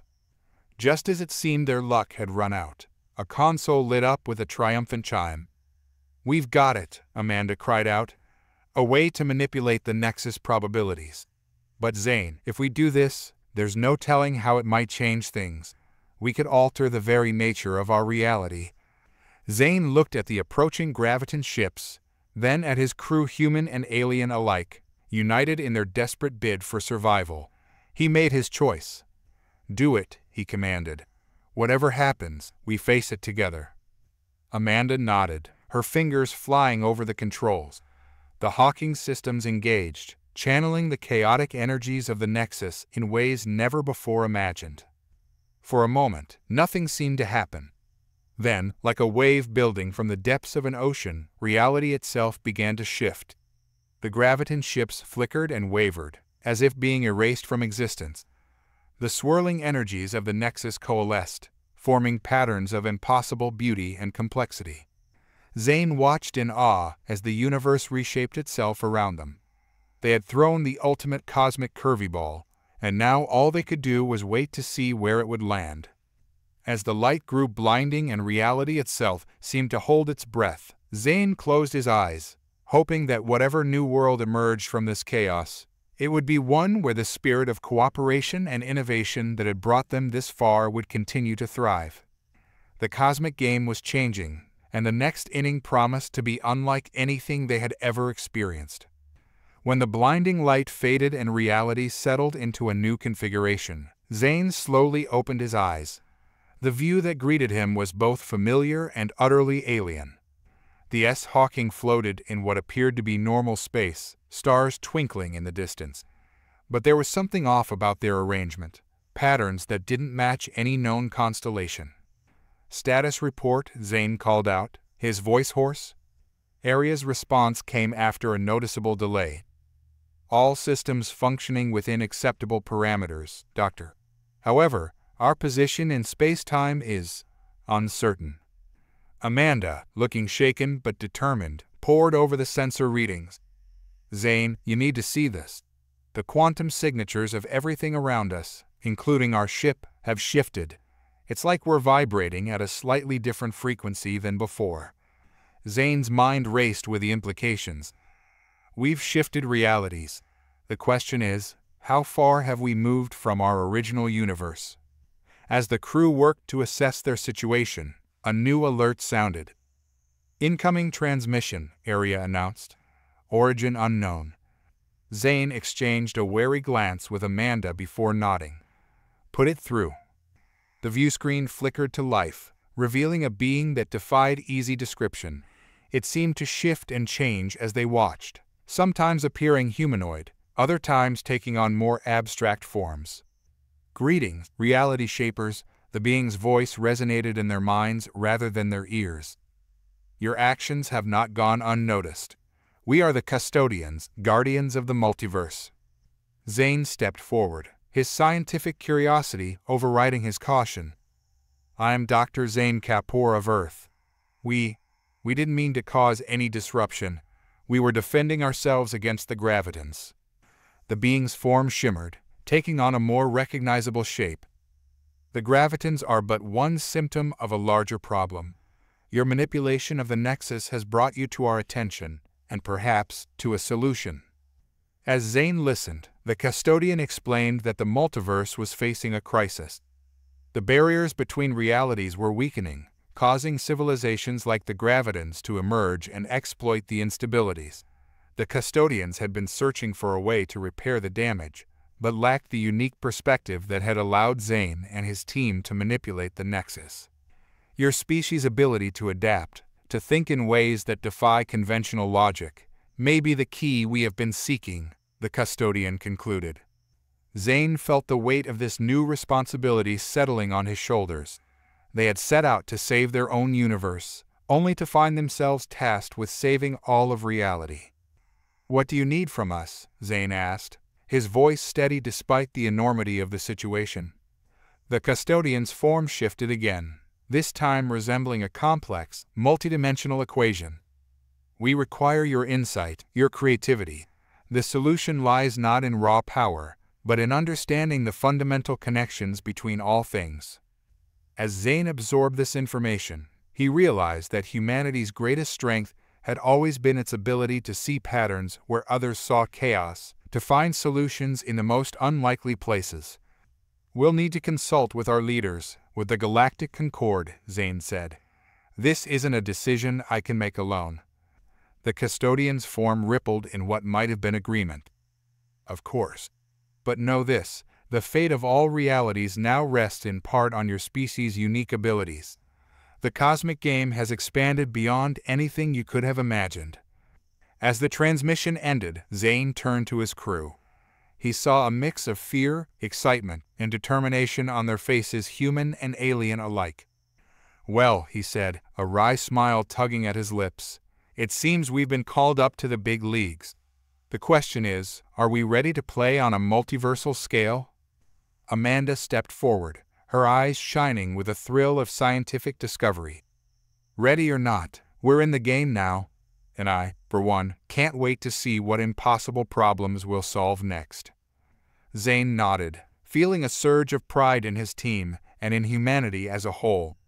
They had started this journey trying to defend Earth, and now found themselves at the forefront of a multiversal crisis. As they prepared to make contact with Earth and the Galactic Concord, Zane couldn't help but feel that this was just the beginning of humanity's greatest adventure. The cosmic curveball had taken them further than they ever dreamed possible, and the game was far from over. With renewed determination, Zane began to formulate plans for this new challenge. Whatever lay ahead, he knew that the unique blend of ingenuity, adaptability, and sheer audacity that had brought them this far would see them through. The universe, no, the multiverse, was waiting, and humanity was ready to step up to the plate. The return to Earth was a journey unlike any other. The S-Hawking, guided by the custodian's multidimensional navigation, slipped through the folds of reality with a grace that belied the complexity of their travel. As they approached their home planet, Zane felt a mix of relief and trepidation.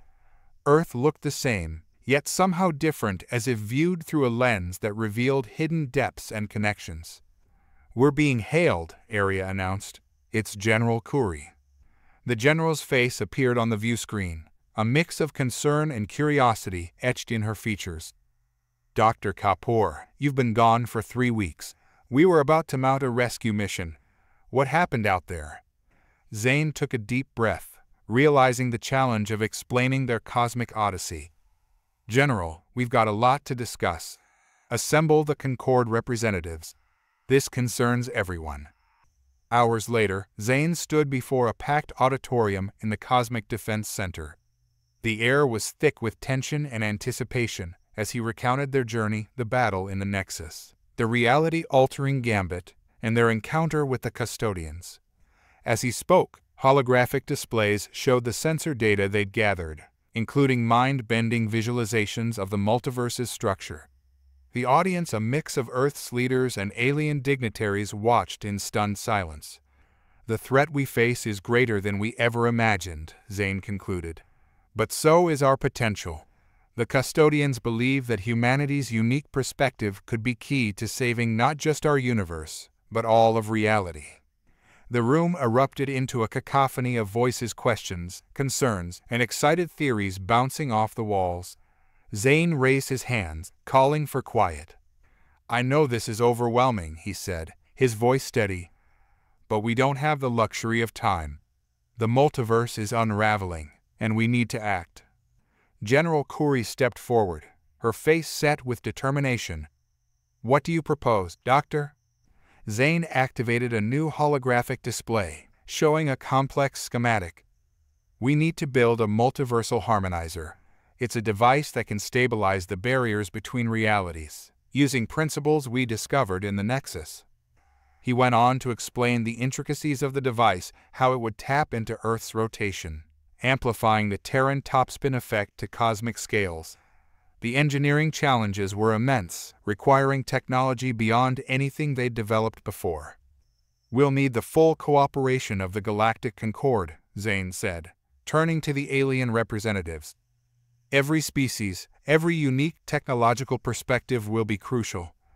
Zyxtol, the Concord emissary, rose to speak. "Dr. Kapoor, what you're proposing is beyond anything we've attempted. The risks are nothing compared to the risk of doing nothing," Zane interrupted. "We've faced impossible odds before. This is our chance to secure the future not just of our world, but of all worlds." A hush fell over the room as the magnitude of the decision before them sank in.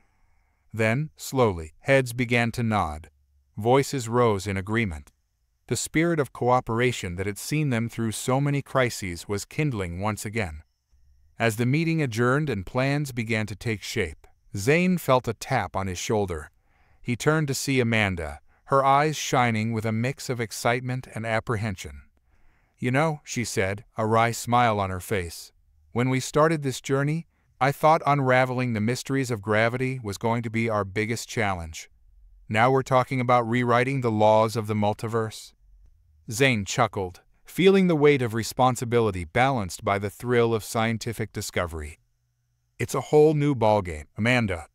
But if there's one thing I've learned, it's that humanity is always ready to step up to the plate." As they walked out of the auditorium, the air was buzzing with energy. Scientists were already forming teams, engineers were sketching designs, and diplomats were reaching out to every corner of the Concorde. The cosmic curveball had taken an unprecedented turn, launching them into a game on a multiversal scale. But as Zane looked around at the determined faces of humans and aliens working side by side, he felt a surge of confidence. They had started this journey trying to defend a single planet. Now, they stood ready to safeguard the very fabric of reality itself. The next inning of this cosmic game was about to begin, and humanity was ready to swing for the fences. The construction of the multiversal harmonizer was a feat of engineering and cooperation unlike anything Earth had ever seen. The project transformed the planet, with massive structures rising from every continent, all connected to a central hub at the equator. Zane found himself at the heart of it all, coordinating teams of scientists and engineers from across the galaxy. The work was exhausting, exhilarating, and pushed the boundaries of known science with each passing day. As the project neared completion, Zane stood atop the central spire of the harmonizer, gazing out at the sprawling complex below. The setting sun cast a golden glow over the sleek, otherworldly architecture, a blend of human ingenuity and alien technology. "Quite a view, isn't it?" Amanda's voice came from behind him. She joined him at the railing, her eyes reflecting the same mix of pride and apprehension that Zane felt. "It's hard to believe we've come this far," Zane mused. "From defending Earth against the Vexari to this." Amanda nodded, her gaze sweeping over the horizon. "The final simulations are complete. We're as ready as we'll ever be." Zane took a deep breath, feeling the weight of the moment. "Then it's time. Let's bring everyone together for one last briefing." Hours later, the control center of the harmonizer buzzed with activity. Representatives from Earth and the Galactic Concorde gathered around a central holographic display, tension palpable in the air. Zane stepped forward, his voice carrying across the room. "What we're about to attempt has never been done before. We're not just protecting our world or our universe, we're stabilizing the very fabric of the multiverse." He activated the display, showing a complex model of intersecting realities. The harmonizer will tap into Earth's rotation, amplifying the Terran topspin effect to cosmic scales. This will create a resonance field that should strengthen the barriers between realities and prevent further degradation. General Khoury, her face etched with determination, spoke up. "And the gravitons? What about other threats that might emerge?" Zane nodded, acknowledging the concern. "The harmonizer isn't just a defensive tool. It will allow us to detect and potentially neutralize cross-dimensional incursions before they become threats. We're not just building walls, we're creating a multiversal immune system." As the final preparations were made, Zane couldn't help but reflect on the journey that had brought them here. From the first desperate use of Earth's rotation as a weapon to this moment poised to reshape the very nature of reality. "All systems are go," Amanda announced, her fingers dancing over the controls. "Initiating startup sequence." The harmonizer hummed to life, a deep resonance that seemed to vibrate through the very core of the planet. Outside, the massive structures began to glow, lines of energy pulsing along their surfaces in complex patterns. "Energy levels rising," Area reported, "approaching critical threshold for multiversal resonance." Zane watched the readings intently, his heart pounding. This was the moment of truth. Everything they had worked for came down to this. Suddenly, alarms blared. The holographic display flickered, showing distortions forming in the space around Earth. "Multiple dimensional breaches detected," Amanda shouted. "Something's coming through." Zane's mind raced. They were so close they couldn't fail now. Divert all auxiliary power to the harmonizer. We need to close those breaches. As the team scrambled to respond, the distortions grew larger. Through them, Zane caught glimpses of other realities, some eerily similar to their own, others wildly different. Then, just as it seemed the situation was spiraling out of control, a new presence made itself known. The custodians, their forms shimmering into existence around the control room. "You have done well," their collective voice resonated in everyone's minds. But the final step requires a unity of purpose across all realities. Understanding dawned on Zane. "We need to synchronize with our counterparts in other universes," he breathed. "A multiversal Terran topspin." The custodians nodded, their forms rippling. "Reach out. Connect. Become one with the cosmic dance." Zane closed his eyes, focusing on the rhythm of Earth's rotation, the pulse of the harmonizer. He felt his consciousness expand, touching minds across countless realities, each a version of himself, yet unique. In that moment of cosmic synchronization, Zane understood. The Terran topspin wasn't just about Earth's rotation, it was about humanity's ability to adapt, to find solutions in the face of impossible odds. And now, that spirit was echoing across the multiverse. With a surge of energy that defied description, the harmonizer reached full power. The dimensional breaches sealed, reality stabilized, and a new era of multiversal harmony began. As Zane opened his eyes, he saw the awe and wonder reflected on the faces around him. They had done it. Humanity had not only secured its place in the cosmos, but had become guardians of reality itself. "Well," Amanda said, a smile breaking through her exhaustion, "I guess we can add multiversal peacekeepers to our resume." Zane chuckled, feeling a profound sense of accomplishment and humility. "The game's changed, Amanda. We're playing in a league we never even knew existed." As the celebrations began and the implications of their success started to sink in, Zane gazed out at the stars. The cosmic curveball had taken them on an incredible journey, from a planet using its rotation as a desperate defense to a species at the forefront of multiversal stability. Whatever challenges lay ahead, Zane knew that humanity, with its unique blend of ingenuity, adaptability, and sheer audacity, was ready to step up to the plate. The cosmic game would continue, with new innings and new impossible odds to overcome. But for now, as Earth spun peacefully in its orbit, a linchpin in the great cosmic dance, Zane allowed himself a moment of pure, unadulterated awe at the wonders of the multiverse and humanity's place within it. The Terran topspin had evolved beyond anything they could have imagined, becoming a symbol of hope and unity across countless realities. And this, Zane realized, was just the beginning of humanity's greatest adventure. Dr. Zane Kapoor stood before the towering control panel of the multiversal harmonizer, his brow furrowed in concentration. A decade had passed since they'd activated this marvel of engineering, ushering in an era of unprecedented peace and stability across the multiverse. Yet something was amiss. "Area, run the quantum variance scan again," Zane commanded, his voice tinged with concern. The eye's response was prompt but unsettling. "Scan complete, Doctor. Quantum fluctuations are increasing at an exponential rate. The harmonizer's stabilizing effect is evolving." Zane's fingers danced across the holographic interface, bringing up a three-dimensional model of the multiverse. Vibrant threads representing different realities pulsed with energy, but scattered throughout were anomalous flares of light, growing in number and intensity. "Quantum echoes," Zane murmured, naming the phenomenon that had been keeping him awake for weeks.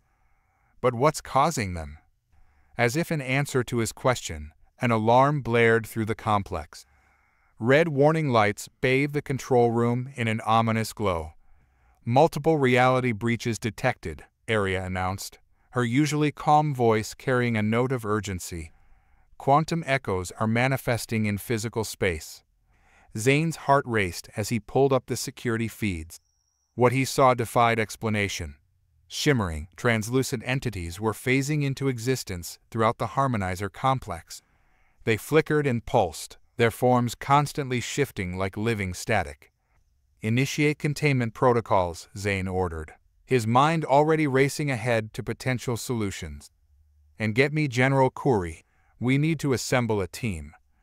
As the facility locked down around him, Zane couldn't shake the feeling that they'd overlooked something fundamental in their grand design. The harmonizer was meant to stabilize reality, but instead, it seemed to be birthing something entirely new. Hours later, Zane found himself in a hastily convened meeting with Earth's top scientists and military brass. The atmosphere was tense as he explained the situation. "The quantum echoes appear to be a byproduct of the harmonizer's multiversal resonance," Zane elaborated, gesturing to the holographic displays. "They're like ripples in the fabric of reality, but they're gaining coherence, possibly even consciousness." General Khoury, her face lined with the weight of a decade's worth of cosmic crises, leaned forward. "Are we looking at an invasion, Doctor?" Zane shook his head. "Not in the conventional sense. These entities aren't hostile, at least not intentionally. But their very existence is destabilizing the barriers between realities. If we don't find a way to contain or neutralize them, the entire multiverse could unravel." A murmur of concern rippled through the assembled leaders. They'd faced multiversal threats before, but this was something entirely new, born from their own attempts to safeguard reality. "What do you propose, Dr. Kapoor?" The question came from a Galactic Concord representative, their multifaceted eyes gleaming with a mix of fear and curiosity.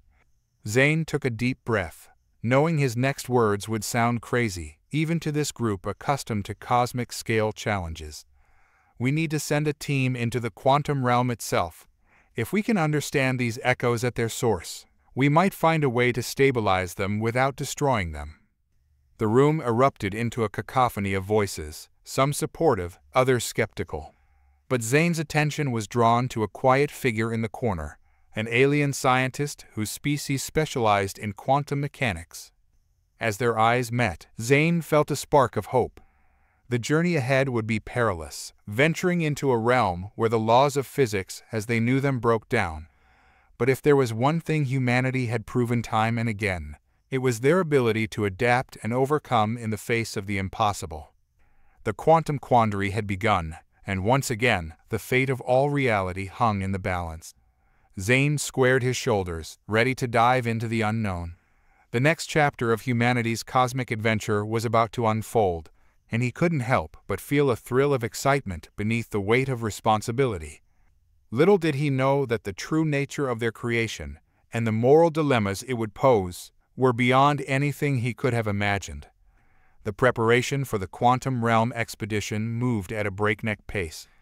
Zane found himself at the center of a whirlwind of activity, coordinating with scientists, engineers, and even philosophers from across the Galactic Concord. In a specially designed lab deep within the harmonizer complex, Zane stood before a sleek, pod-like device. Its surface shimmered with an otherworldly iridescence, a visual representation of the quantum uncertainty it was designed to navigate. "The quantum dive suit is ready for its final test, Doctor," announced Dr. Xantor, the alien quantum specialist who had become an invaluable part of the team. His elongated fingers danced over the controls, making minute adjustments. Zane nodded, his eyes never leaving the suit. "Let's hope it works as well in practice as it does in theory. Area, begin the simulation." The AI complied, and the lab around them seemed to shimmer and distort. Holographic projections sprang to life, creating a mock-up of the quantum realm as they understood it, a place where probability replaced certainty and the laws of physics bent in ways that defied comprehension. Zane stepped into the suit, feeling it conform to his body like a second skin. As the helmet sealed shut, he took a deep breath. Initiating quantum dive in 3, 2, 1. The world around him exploded into a kaleidoscope of colors and shapes. Zane felt his consciousness expand, as if he were simultaneously everywhere and nowhere. Through the chaos, he focused on the training, on maintaining his sense of self amidst the quantum flux. Gradually, the maelstrom of sensory input began to coalesce into recognizable patterns. Zane found himself floating in a vast, ever-shifting landscape of energy and possibility. In the distance, he could see pulsating nodes of light, what he instinctively knew to be the quantum echoes they'd detected. "Remarkable," he breathed, his voice sounding strange even to his own ears. "Area, are you receiving this?" The eye's response came through clearly, despite the bizarre nature of their surroundings. "Affirmative, Doctor. Our readings are within expected parameters. However, I'm detecting an anomaly at coordinates 227 by 84 by. The third value keeps shifting." Zane turned his attention to the indicated direction, and what he saw made his breath catch in his throat. A massive, swirling vortex of energy, far larger and more complex than the other quantum echoes, pulsed with an almost organic rhythm. As he watched, tendrils of energy began to reach out from the vortex, probing the surrounding quantum space. With a jolt of realization, Zane understood what he was seeing. This wasn't just a random fluctuation or echo, it was behaving with purpose, with intelligence. "Area and simulation," Zane called out, his mind racing with the implications of what he'd just witnessed. The quantum realm faded away, replaced by the familiar confines of the lab. Zane stepped out of the suit, his legs shaky but his eyes bright with excitement and trepidation. "Dr. Xanter," he said, turning to the alien scientist, "I think we've just discovered something far more significant than we anticipated. Those quantum echoes, I believe they're evolving, possibly even achieving consciousness." Xanter's multifaceted eyes widened, the colors within them swirling with excitement. "A new form of life, born from the intersection of realities? The philosophical implications alone are staggering." Zane nodded, already moving towards the lab's main console. "We need to recalibrate our approach. This isn't just about containing a threat anymore. We could be on the brink of first contact with an entirely new form of existence." As they worked to analyze the data from the simulation, Zane couldn't shake a feeling of both wonder and unease. They had set out to stabilize the multiverse, but in doing so, they might have inadvertently birthed something beyond their comprehension. The quantum quandary was deepening, presenting not just scientific challenges, but profound ethical ones as well. As Zane prepared to brief the rest of the team, he realized that the decisions they would face in the coming days could reshape the very definition of life and consciousness across all realities. The next phase of their journey into the quantum unknown was about to begin, and with it, a test of humanity's wisdom as much as its ingenuity. Zane only hoped they were up to the challenge. The briefing room buzzed with a mixture of excitement and apprehension as Zane presented his findings. Holographic displays flickered with images from the quantum simulation, focusing on the massive, intelligent vortex they had discovered. "We're calling them Nexians," Zane explained, his voice carrying a note of awe. "They appear to be a collective consciousness born from the intersection of multiple realities, given form by the harmonizer's multiversal resonance." General Kuri leaned forward, her brow furrowed. "And you believe these Nexians are sentient?" Zane nodded, bringing up new data streams. "More than that, they're evolving at an exponential rate. The quantum echoes we've been detecting are like their synapses, firing across the multiverse. They're learning, growing, becoming aware of their own existence." The implications hung heavy in the air. Dr. Xanter spoke up, his alien features animated with intellectual curiosity. "This could be the most significant discovery in the history of all sentient species. A life form that exists beyond the confines of a single reality. It could also be the greatest threat we've ever faced," countered Admiral Zhao, his weathered face grim. "If these Nexians continue to grow, they could destabilize the entire multiverse." Zane felt the weight of the moment pressing down on him. "That's why we need to proceed with the quantum dive as planned, but with a new objective. We're not just going in to neutralize a threat. We need to establish communication, to understand the Nexians and find a way to coexist." The room erupted into debate, voices rising as the implications were discussed. Zane let the arguments wash over him, his mind already racing ahead to the challenges they would face. Hours later, as the final preparations were made, Zane found himself standing before the quantum dive suits with his hand-picked team. Dr. Xanter would be joining him, along with Lieutenant Ravi Chandrasekhar, a brilliant physicist and former Special Forces operative. "Once we're in the quantum realm, conventional physics won't apply," Zane reminded them as they suited up. "Trust your training, but be prepared for the unexpected. Our primary goal is to establish contact with the Nexians and assess their intentions." As the team stepped into the quantum acceleration chamber, Zane felt a mix of trepidation and exhilaration. They were about to venture into a realm where thought and reality intertwined, where the very fabric of existence was malleable. Initiating quantum dive in 3, 2, 1. The world around them dissolved into a swirling maelstrom of colors and probabilities. Zane felt his consciousness expand, stretching across multiple realities simultaneously. Through the initial disorientation, he focused on maintaining his sense of self, anchoring his team in the quantum flux. Gradually, the chaos coalesced into a semblance of order. They found themselves floating in a vast, ever-shifting landscape of energy and possibility. In the distance, pulsating nodes of light represented the quantum echoes they detected from their own reality. "Stay together," Zane communicated, his thoughts transmitting directly to his teammates. "We need to find the central nexus, the source of the Nexian consciousness."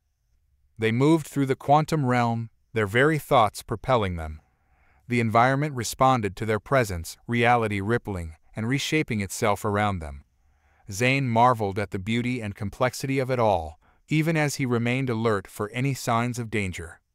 Suddenly, Lieutenant Chandrasekhar's voice cut through their shared mental space. "Contact, multiple entities approaching fast." Zane turned to see a swarm of shimmering, fractal-like beings hurtling towards them. The quantum echoes, once mere distortions in reality, had taken on more defined forms. They swirled around the team, their intentions unclear. "Hold your positions," Zane ordered, fighting the instinct to retreat. "We're here to communicate, not to fight." As the echoes encircled them, Zane felt a presence brush against his mind. It was vast, alien, and terrifyingly intelligent. The Nexians had found them. In that moment, as the boundary between thought and reality blurred, Zane realized they were about to face a test unlike any humanity had encountered before. The fate of the multiverse would hinge not on their technology or their courage, but on their ability to understand and empathize with a form of life beyond their comprehension. The quantum quandary was unfolding around them, and the true challenge was only beginning. The Nexian presence enveloped Zane and his team, a vast, pulsating network of thought and energy.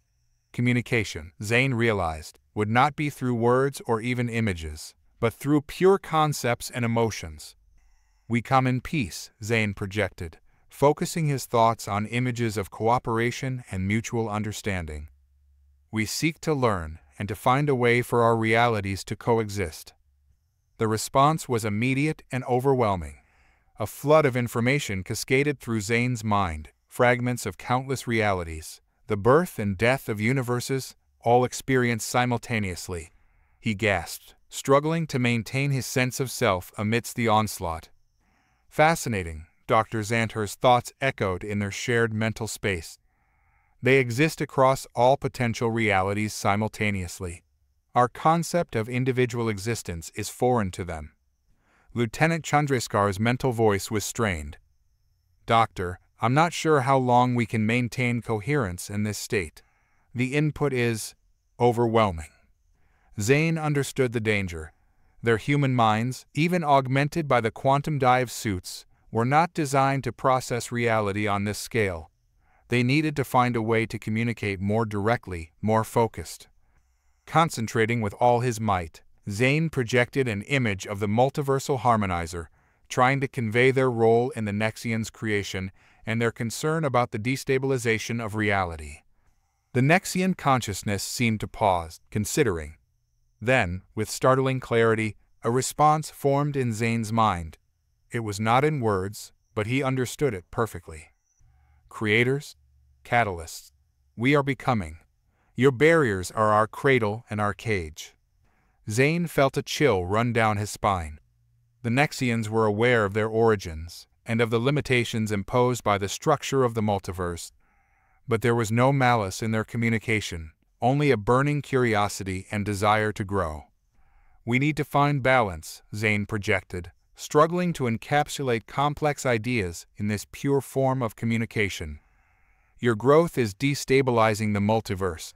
Countless realities, countless lives are at risk." The Nexian response was immediate and complex. Zane saw visions of realities merging, of consciousness expanding beyond the confines of individual existence. It was beautiful and terrifying in equal measure. "They don't perceive reality as we do," Dr. Xanter's thoughts cut in. "To them, the collapse of the multiverse isn't destruction, but evolution, a new form of existence." Zane felt a moment of despair. How could they negotiate with beings who viewed the end of everything they knew as a positive outcome? Suddenly, Lieutenant Chandrasekhar's mental voice rang out, tinged with urgency. "Doctor, we've got company. More quantum echoes, but these ones feel different." Zane turned his attention outward and saw what Chandrasekhar meant. A swarm of darker, more chaotic entities was approaching rapidly. Unlike the curious, almost playful nature of the echoes they'd encountered earlier, these radiated an aura of hunger and destruction. Antibodies, Zane realized with a jolt. The multiverse is treating the Nexians like an infection, creating its own defense mechanism. The Nexian consciousness recoiled, its vast network of thought rippling with what Zane could only interpret as fear. In that moment, he understood that despite their vast power and alien nature, the Nexians were vulnerable, still in their infancy as a species. A plan began to form in Zane's mind. If they could protect the Nexians from these multiversal antibodies, perhaps they could negotiate a symbiotic relationship, a way for this new form of life to exist without threatening the structure of reality itself. "We'll help you," Zane projected to the Nexians, his determination cutting through the chaos of the quantum realm. "But you must work with us to find a solution that preserves both your existence and the multiverse as we know it." As the team prepared to face this new threat, Zane couldn't help but marvel at the situation. They had come seeking to neutralize a danger, only to find themselves defending a newborn species with the potential to reshape reality itself. The quantum quandary had taken yet another unexpected turn, and Zane knew that their next actions would determine not just the fate of the multiverse, but the very future of consciousness and existence. The true test of humanity's wisdom and compassion was about to begin.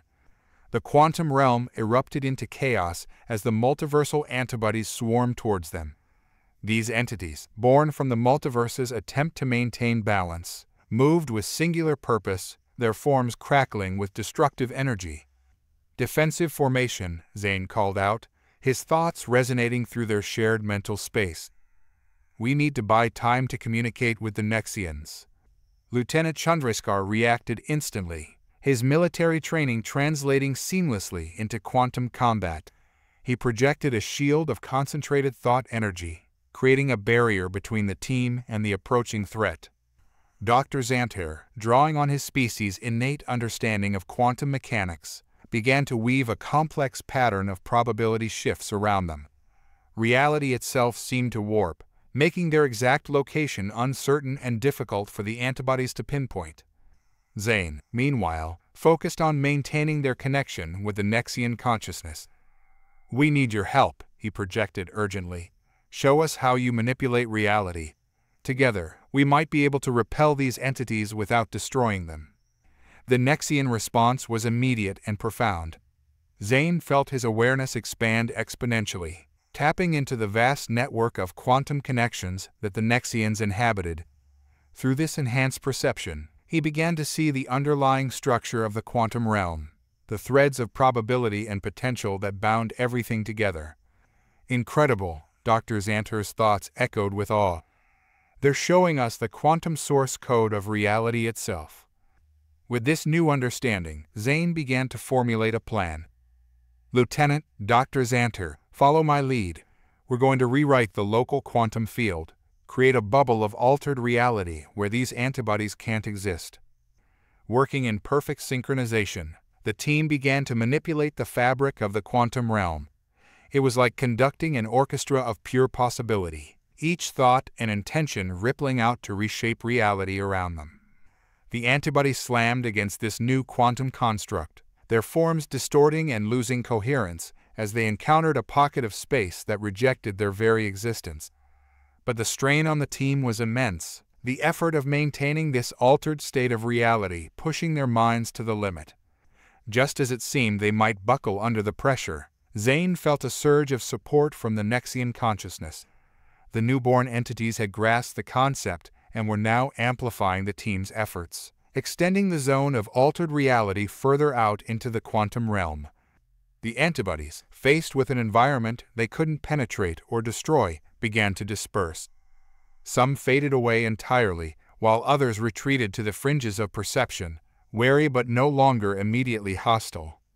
As the immediate threat subsided, Zane turned his attention back to the Nexians. The experience of working together seemed to have forged a deeper connection, a mutual understanding that transcended the barriers of their vastly different forms of existence. "Thank you," Zane projected, suffusing the thought with genuine gratitude. "Now, we need to find a permanent solution.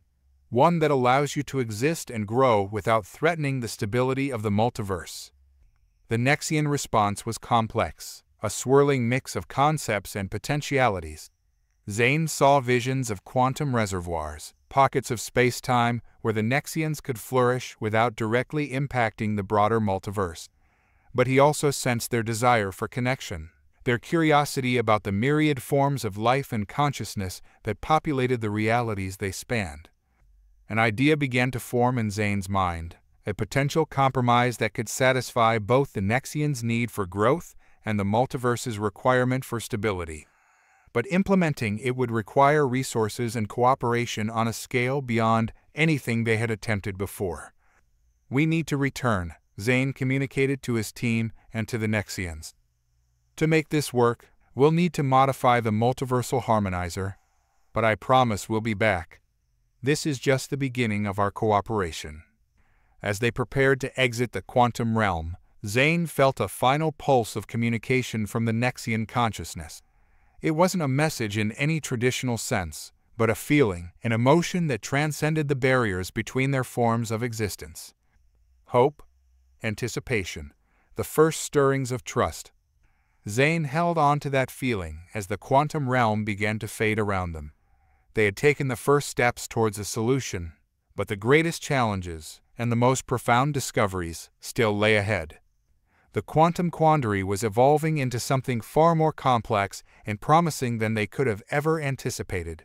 As they transitioned back to their own reality, Zane knew that the next phase of their journey would redefine the very nature of life, consciousness, and humanity's place in the cosmic order. The return to conventional reality was jarring. Zane and his team emerged from the quantum dive chambers, their minds reeling from the experience. The stark, clinical environment of the lab felt almost surreal after the fluid, ever-changing landscape of the quantum realm. "Area, initiate full decontamination and medical scan," Zane ordered, his voice hoarse. The strain of maintaining coherence in the quantum realm had taken its toll. As the AI complied, Zane turned to his teammates. Dr. Xanter's normally iridescent skin had taken on a pale, almost translucent quality, while Lieutenant Chandrasekhar leaned heavily against a console, his eyes unfocused. "What we've experienced," Zane began, struggling to find words adequate to describe their encounter, "changes everything. The Nexians aren't just a threat to be neutralized. They're a new form of life, one that could revolutionize our understanding of consciousness and reality itself." Dr. Xanter nodded, his multifaceted eyes swirling with a mix of excitement and concern. "The philosophical implications alone are staggering. A species that exists across multiple realities simultaneously, unfettered by the constraints of linear time or three-dimensional space." "That's all fascinating," Chandrasekhar interjected, his military pragmatism cutting through the scientific awe. "But how do we prevent them from unraveling the multiverse while we figure out the philosophical niceties?" Zane activated the lab's main holographic display, his fingers dancing across the interface as he began to sketch out his idea. We need to modify the multiversal harmonizer.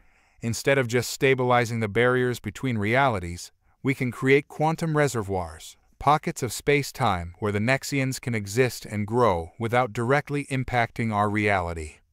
The display filled with complex equations and schematics as Zane explained his concept. It was ambitious, requiring a level of multiversal engineering beyond anything they had attempted before. This isn't just a containment solution, Zane continued, his eyes alight with the possibilities. These quantum reservoirs could serve as interfaces, allowing controlled interaction between the Nexians and our reality. Imagine the advances we could make in physics, in computing, in our very understanding of existence. As the team delved into the technical challenges of implementing this plan, alarms suddenly blared throughout the facility. General Khoury's voice came over the intercom, tense and urgent. "Dr. Kapoor, we have a situation. Quantum incursions are increasing exponentially worldwide. Whatever you encountered in there, it's having an effect on our reality." Zane's heart raced as he pulled up the global monitoring system. Across the planet, quantum echoes were manifesting in greater numbers and with more stability than ever before. The barrier between the quantum realm and conventional reality was growing thin. It's the Nexians, Zane realized. Our interaction with them has accelerated their development. They're reaching out, trying to make contact on a broader scale. The implications were staggering. If they didn't act quickly, the world would soon be facing a full-scale quantum invasion, not out of malice, but out of the Nexians' insatiable curiosity and desire to connect. "We need to implement the quantum reservoir plan immediately," Zane declared, already moving towards the harmonizer's main control room.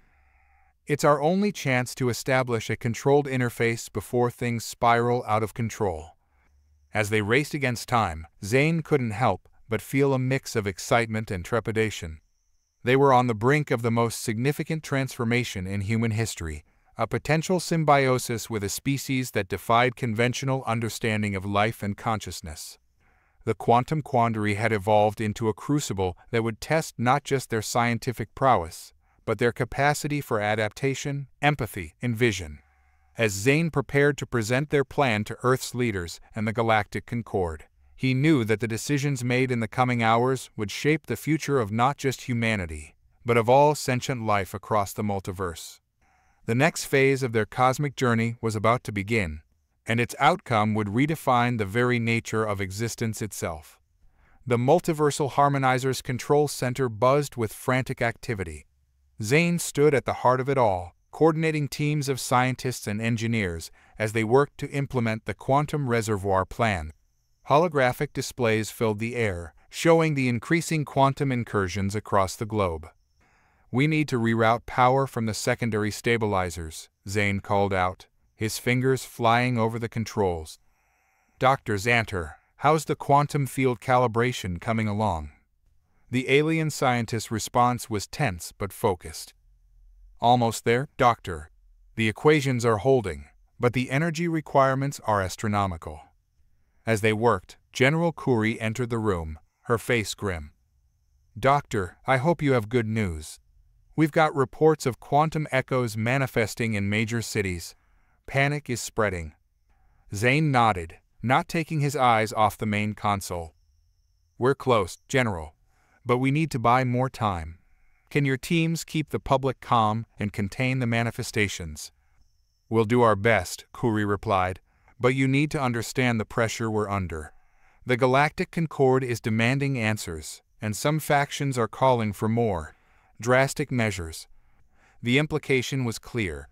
If they couldn't find a peaceful solution, there were those who would advocate for the destruction of the Nexians, regardless of the ethical implications or potential benefits of cooperation.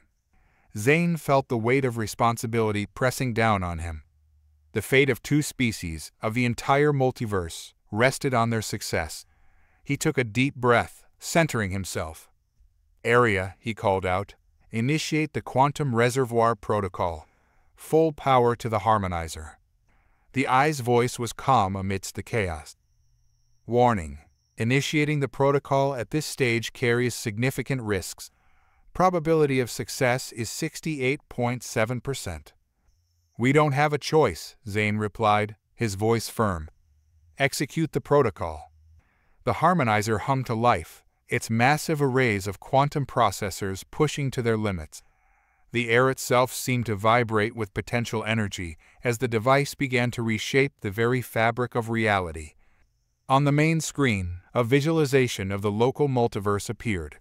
Slowly, pockets of altered space-time began to form, quantum reservoirs that could serve as safe havens for the Nexians. For a moment, it seemed to be working. The quantum incursions across the globe began to stabilize, drawn towards these new spaces of existence. Zane allowed himself a glimmer of hope. Then, without warning, alarms blared. The harmonizer systems began to overload, unable to cope with the strain of maintaining multiple quantum reservoirs. "We're losing containment," Dr. Xanter shouted, his normally calm demeanor cracking under the pressure. Zane's mind raced, searching for a solution. They were so close, but the energies involved were simply too vast for their technology to handle. Unless, in a flash of insight, Zane understood what needed to be done. It was risky, potentially sacrificing everything they had worked for, but it was their only chance. "Area, open a direct quantum channel to the Nexian consciousness," Zane commanded.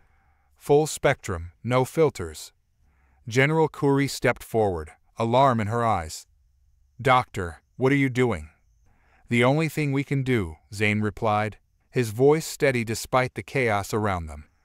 "We're going to ask for help." As the quantum channel opened, Zane felt the familiar sensation of his consciousness expanding, touching the vast, alien mind of the Nexians. But this time, instead of trying to control or contain the interaction, he opened himself fully to the connection. "We need your help," Zane projected, suffusing the thought with all the urgency and hope he could muster. "Work with us. Shape these reservoirs. Help us create a space where both our realities can coexist." For a heart-stopping moment, there was no response. Then, like a tidal wave of pure thought and energy, the Nexian consciousness surged through the connection. Zane gasped as his mind was flooded with alien concepts and impossible geometries. Around them, the harmonizer system stabilized, then began to operate at levels far beyond their designed capacity. The quantum reservoirs expanded and solidified, taking on forms that defied conventional physics. As the energies settled, Zane became aware of a new presence in his mind. The Nexians had not just helped, they had established a permanent link, a bridge between their mode of existence and humanity's. The quantum quandary had led them to a solution far beyond what they had initially imagined. They hadn't just created a safe space for the Nexians. They had taken the first step towards a true symbiosis between two radically different forms of life. As the immediate crisis subsided, Zane knew that this was just the beginning. The real work of understanding and cooperating with the Nexians was only just starting. But for the first time since this journey began, he felt a profound sense of optimism. Humanity had faced its greatest challenge and emerged not just victorious, but transformed. The future that lay ahead was uncertain, filled with both incredible potential and unknown risks. But Zane was certain of one thing: whatever came next, they would face it together, as partners in the greatest adventure in the history of consciousness. In the days that followed the successful creation of the quantum reservoirs, Earth found itself at the center of a galactic maelstrom. Representatives from across the galactic concord descended upon the planet, eager to understand and potentially benefit from humanity's unprecedented alliance with the Nexians. Zane stood before a vast assembly in the newly constructed Quantum Diplomacy Center, a structure that seamlessly blended conventional architecture with spaces that phased in and out of normal reality, allowing for direct interaction with the Nexian consciousness. "What we have achieved here," Zane began, his voice carrying to the diverse audience of humans and aliens, "is nothing short of a paradigm shift in our understanding of life, consciousness, and the very nature of reality itself." Holographic displays sprang to life around him, showcasing the marvels that had emerged from their cooperation with the Nexians. new forms of quantum computing that made their previous technology look primitive by comparison, medical breakthroughs that promised to revolutionize healing across the galaxy, and perhaps most importantly, a deeper understanding of the multiverse and humanity's place within it. But with this great advancement comes great responsibility, Zane continued, his tone growing serious. The Nexians are not a resource to be exploited, nor are they a threat to be contained. They are partners, co-inhabitants of a cosmos far more complex and interconnected than we ever imagined. As he spoke, Zane could feel the Nexian presence at the edge of his consciousness, a constant reminder of the profound connection they now shared. It was exhilarating and humbling in equal measure. "We stand at a crossroads," he declared, his gaze sweeping across the assembly. "The path we choose now will determine not just the future of humanity or the galactic concord, but the very fabric of reality itself." The debate that followed was intense, with various factions arguing for different approaches to this new relationship. Some saw the potential for unparalleled advancement, while others warned of the dangers of merging too closely with a consciousness so alien to their own. Throughout it all, Zane found himself acting as a bridge, not just between humanity and the Nexians, but between different species and ideologies within the Concord itself. His unique experience and connection to the quantum entities made him an invaluable mediator. As the discussion stretched on, Zane became aware of a subtle shift in the Nexian consciousness. Through their link, he sensed a growing excitement, a building energy that seemed to pulse with potential.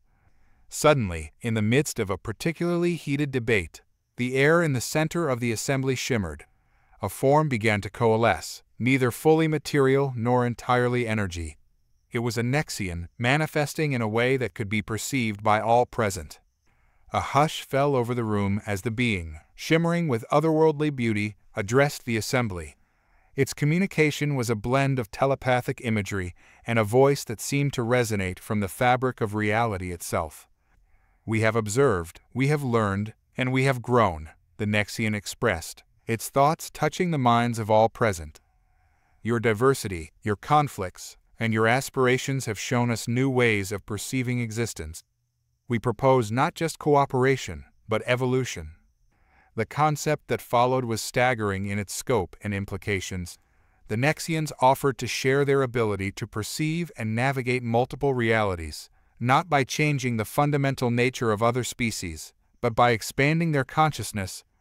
It was an invitation to transcend the limitations of single reality existence, to become something more than they had ever imagined possible. But it also carried risks and unknowns that could fundamentally alter the course of all sentient life. As the assembly erupted into a mixture of awe, excitement, and trepidation, Zane felt a profound sense of destiny. The quantum quandary had led them to this moment, a crossroads not just for humanity, but for all conscious beings in the multiverse. The decision they would make here would shape the future of existence itself. And as Zane prepared to help guide this monumental choice, he knew that whatever path they chose, the adventure that lay ahead would be beyond anything they had ever dreamed. The next phase of cosmic evolution was about to begin, with humanity and the Nexians standing together at the threshold of a new era of multiversal consciousness. The aftermath of the Nexians' proposal sent shockwaves through the galactic community. Debates raged across worlds, with factions forming around various interpretations and responses to this unprecedented offer. Zane found himself at the center of it all, his unique connection to the Nexians making him an invaluable intermediary. In the weeks that followed, he shuttled between Earth, alien worlds, and the quantum reservoirs, explaining, negotiating, and sometimes simply listening. One particularly tense meeting stood out in his mind. He sat in a chamber on the Theraxian homeworld, surrounded by the insectoid species' greatest minds and leaders. Their compound eyes glittered with a mix of curiosity and apprehension. "Dr. Kapoor," the Theraxian prime thinker began, his mandibles clicking softly, "while we appreciate the potential benefits of this expanded consciousness, we must express our concerns. How can we be certain this process won't fundamentally alter who we are as a species?" Zane nodded, understanding their hesitation.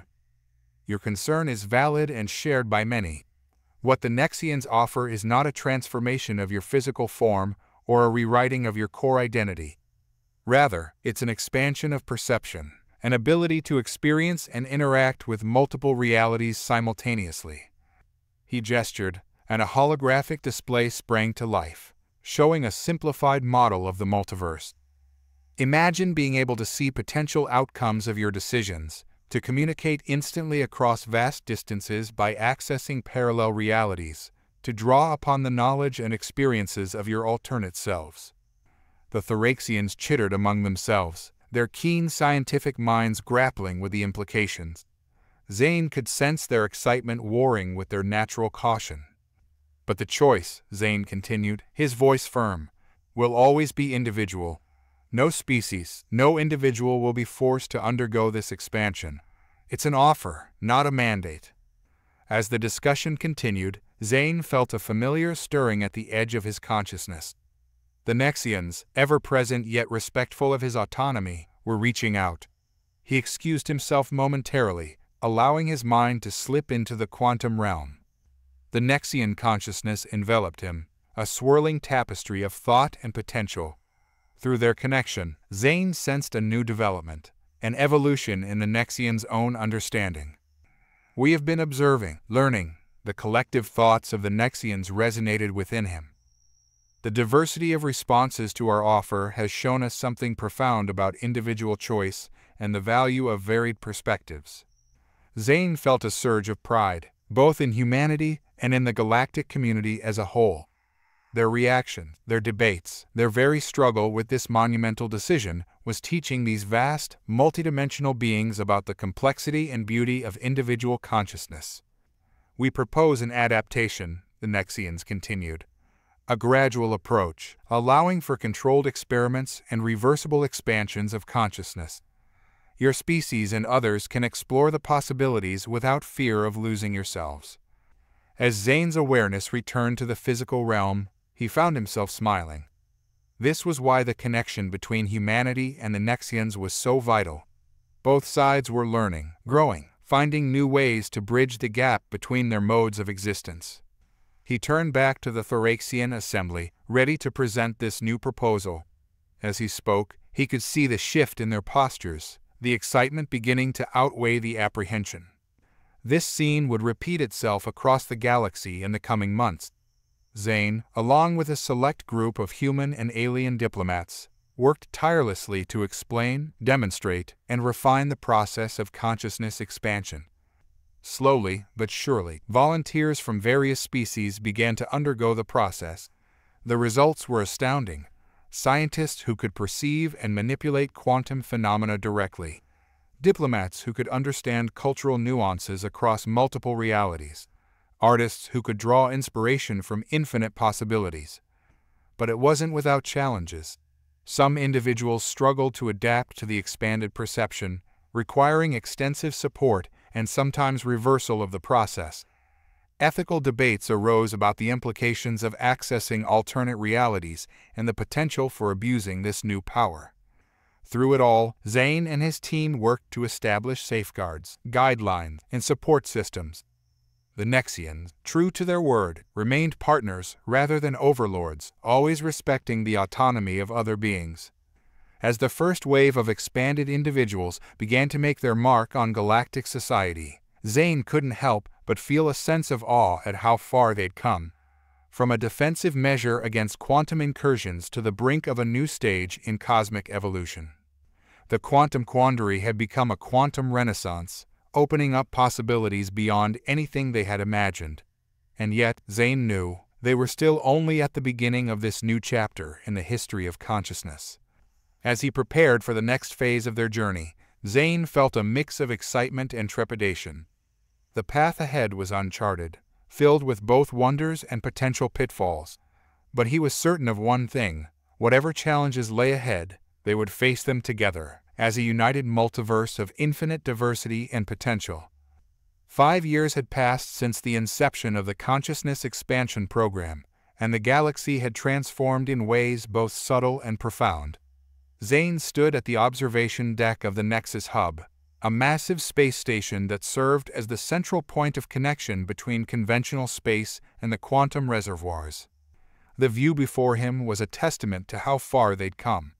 Ships of various designs, some purely physical, others shimmering with quantum energy, docked and departed in a carefully choreographed dance. Representatives from countless species mingled in the station's corridors, their minds linked in a vast network of shared consciousness that spanned realities. Zane's own perception had evolved, allowing him to see not just the physical station, but the quantum echoes of its alternate versions across nearby realities. It was a dizzying, beautiful sight that never failed to fill him with wonder. Dr. Kapoor, Arya's voice, now a quantum construct itself, resonated in his mind. The Galactic Council is assembling for the 5-year review. Your presence is requested. Zane nodded, taking a moment to center himself before making his way to the council chambers. As he walked, he reflected on the journey that had brought them here. The early days of the expansion program had been challenging. There were setbacks, individuals who couldn't handle the expanded consciousness and had to be brought back. But there were also breakthroughs that revolutionized every field of science and art. The council chamber was a marvel of multidimensional engineering, existing simultaneously in normal space and the quantum realm. As Zane entered, he saw representatives from every major species in the galactic concord, some physically present, others attending via quantum projection. Dr. Kapoor, the Arcturian chair being began, its crystalline form shimmering with internal light. We've assembled to assess the impact of the consciousness expansion program and to discuss the path forward. Please, share your insights. Zane stepped forward, activating a holographic display that filled the chamber with a representation of the changed galaxy. Esteemed colleagues, he began, his voice carrying the weight of experience and responsibility. The past 5 years have seen advancements beyond our wildest expectations. Our understanding of the multiverse has grown exponentially, leading to technological and cultural leaps that have benefited all our peoples. He gestured, and the display shifted to show specific examples, new forms of faster-than-light travel that utilized quantum tunneling, medical techniques that could heal by drawing upon the patient's healthier selves from alternate realities, and diplomatic breakthroughs facilitated by negotiators who could literally see all sides of an issue. But perhaps most importantly, Zane continued, his voice softening, we've begun to truly understand the interconnectedness of all things. The boundaries between species, between realities, have blurred, leading to a new era of cooperation and mutual understanding. As Zane spoke, he could feel the Nexian consciousness at the edges of his perception, a constant reminder of the partnership that had made all this possible. Through their connection, he sensed their continued growth and evolution, their fascination with the myriad forms of life they now interacted with. The council members listened intently, their own expanded consciousnesses allowing for a depth of understanding that would have been impossible before. Questions were raised, concerns addressed, and potential future directions debated. As the discussion progressed, Zane became aware of a subtle shift in the quantum fabric around them. A new presence was making itself known, something vast and ancient. Suddenly, in the center of the chamber, a being materialized. It was unlike anything they had encountered before, a swirling vortex of energy and information that seemed to exist in all realities simultaneously. Greetings, young ones, a voice that bypassed their ears and spoke directly to their expanded minds resonated through the chamber. We are the Cosmic Weavers, guardians of the multiversal tapestry. Your recent evolution has drawn our attention. A hush fell over the assembly as the implications of this new encounter sank in. Zane stepped forward, his scientific curiosity overriding his momentary awe. We welcome you, he said, his mind reaching out to connect with this new entity. May I ask the purpose of your visit? The Cosmic Weaver's form shimmered, conveying a sense of approval. You have taken the first steps on a grand journey, one that few species ever embark upon. We are here to offer guidance and to present you with a choice. As the being spoke, visions flooded the minds of all present. They saw the vast expanse of the multiverse, the intricate connections between realities, and the delicate balance that maintained the cosmic order. Your partnership with the Nexians and your expansion of consciousness have opened doors that cannot be closed, the Weaver continued. You now stand at a crossroads. Will you continue along this path, ascending to become custodians of reality itself, or will you choose to limit your growth, remaining within the boundaries of your current understanding? The weight of the decision pressed down on Zane and the assembled council. This was beyond anything they had anticipated, a choice that would determine not just their future, but the future of consciousness itself. As Zane prepared to respond, he felt a surge of determination. The quantum quandary that had begun with a simple defense of Earth had led them to this moment, this ultimate test of their wisdom and courage. Whatever they decided, Zane knew that it would mark the beginning of a new chapter in the cosmic story. The adventure that had started with the Terran topspin had brought them to the very threshold of universal transcendence. With a deep breath, Zane stepped forward, ready to help guide humanity and their galactic allies into this new frontier of existence. The greatest journey of all was about to begin.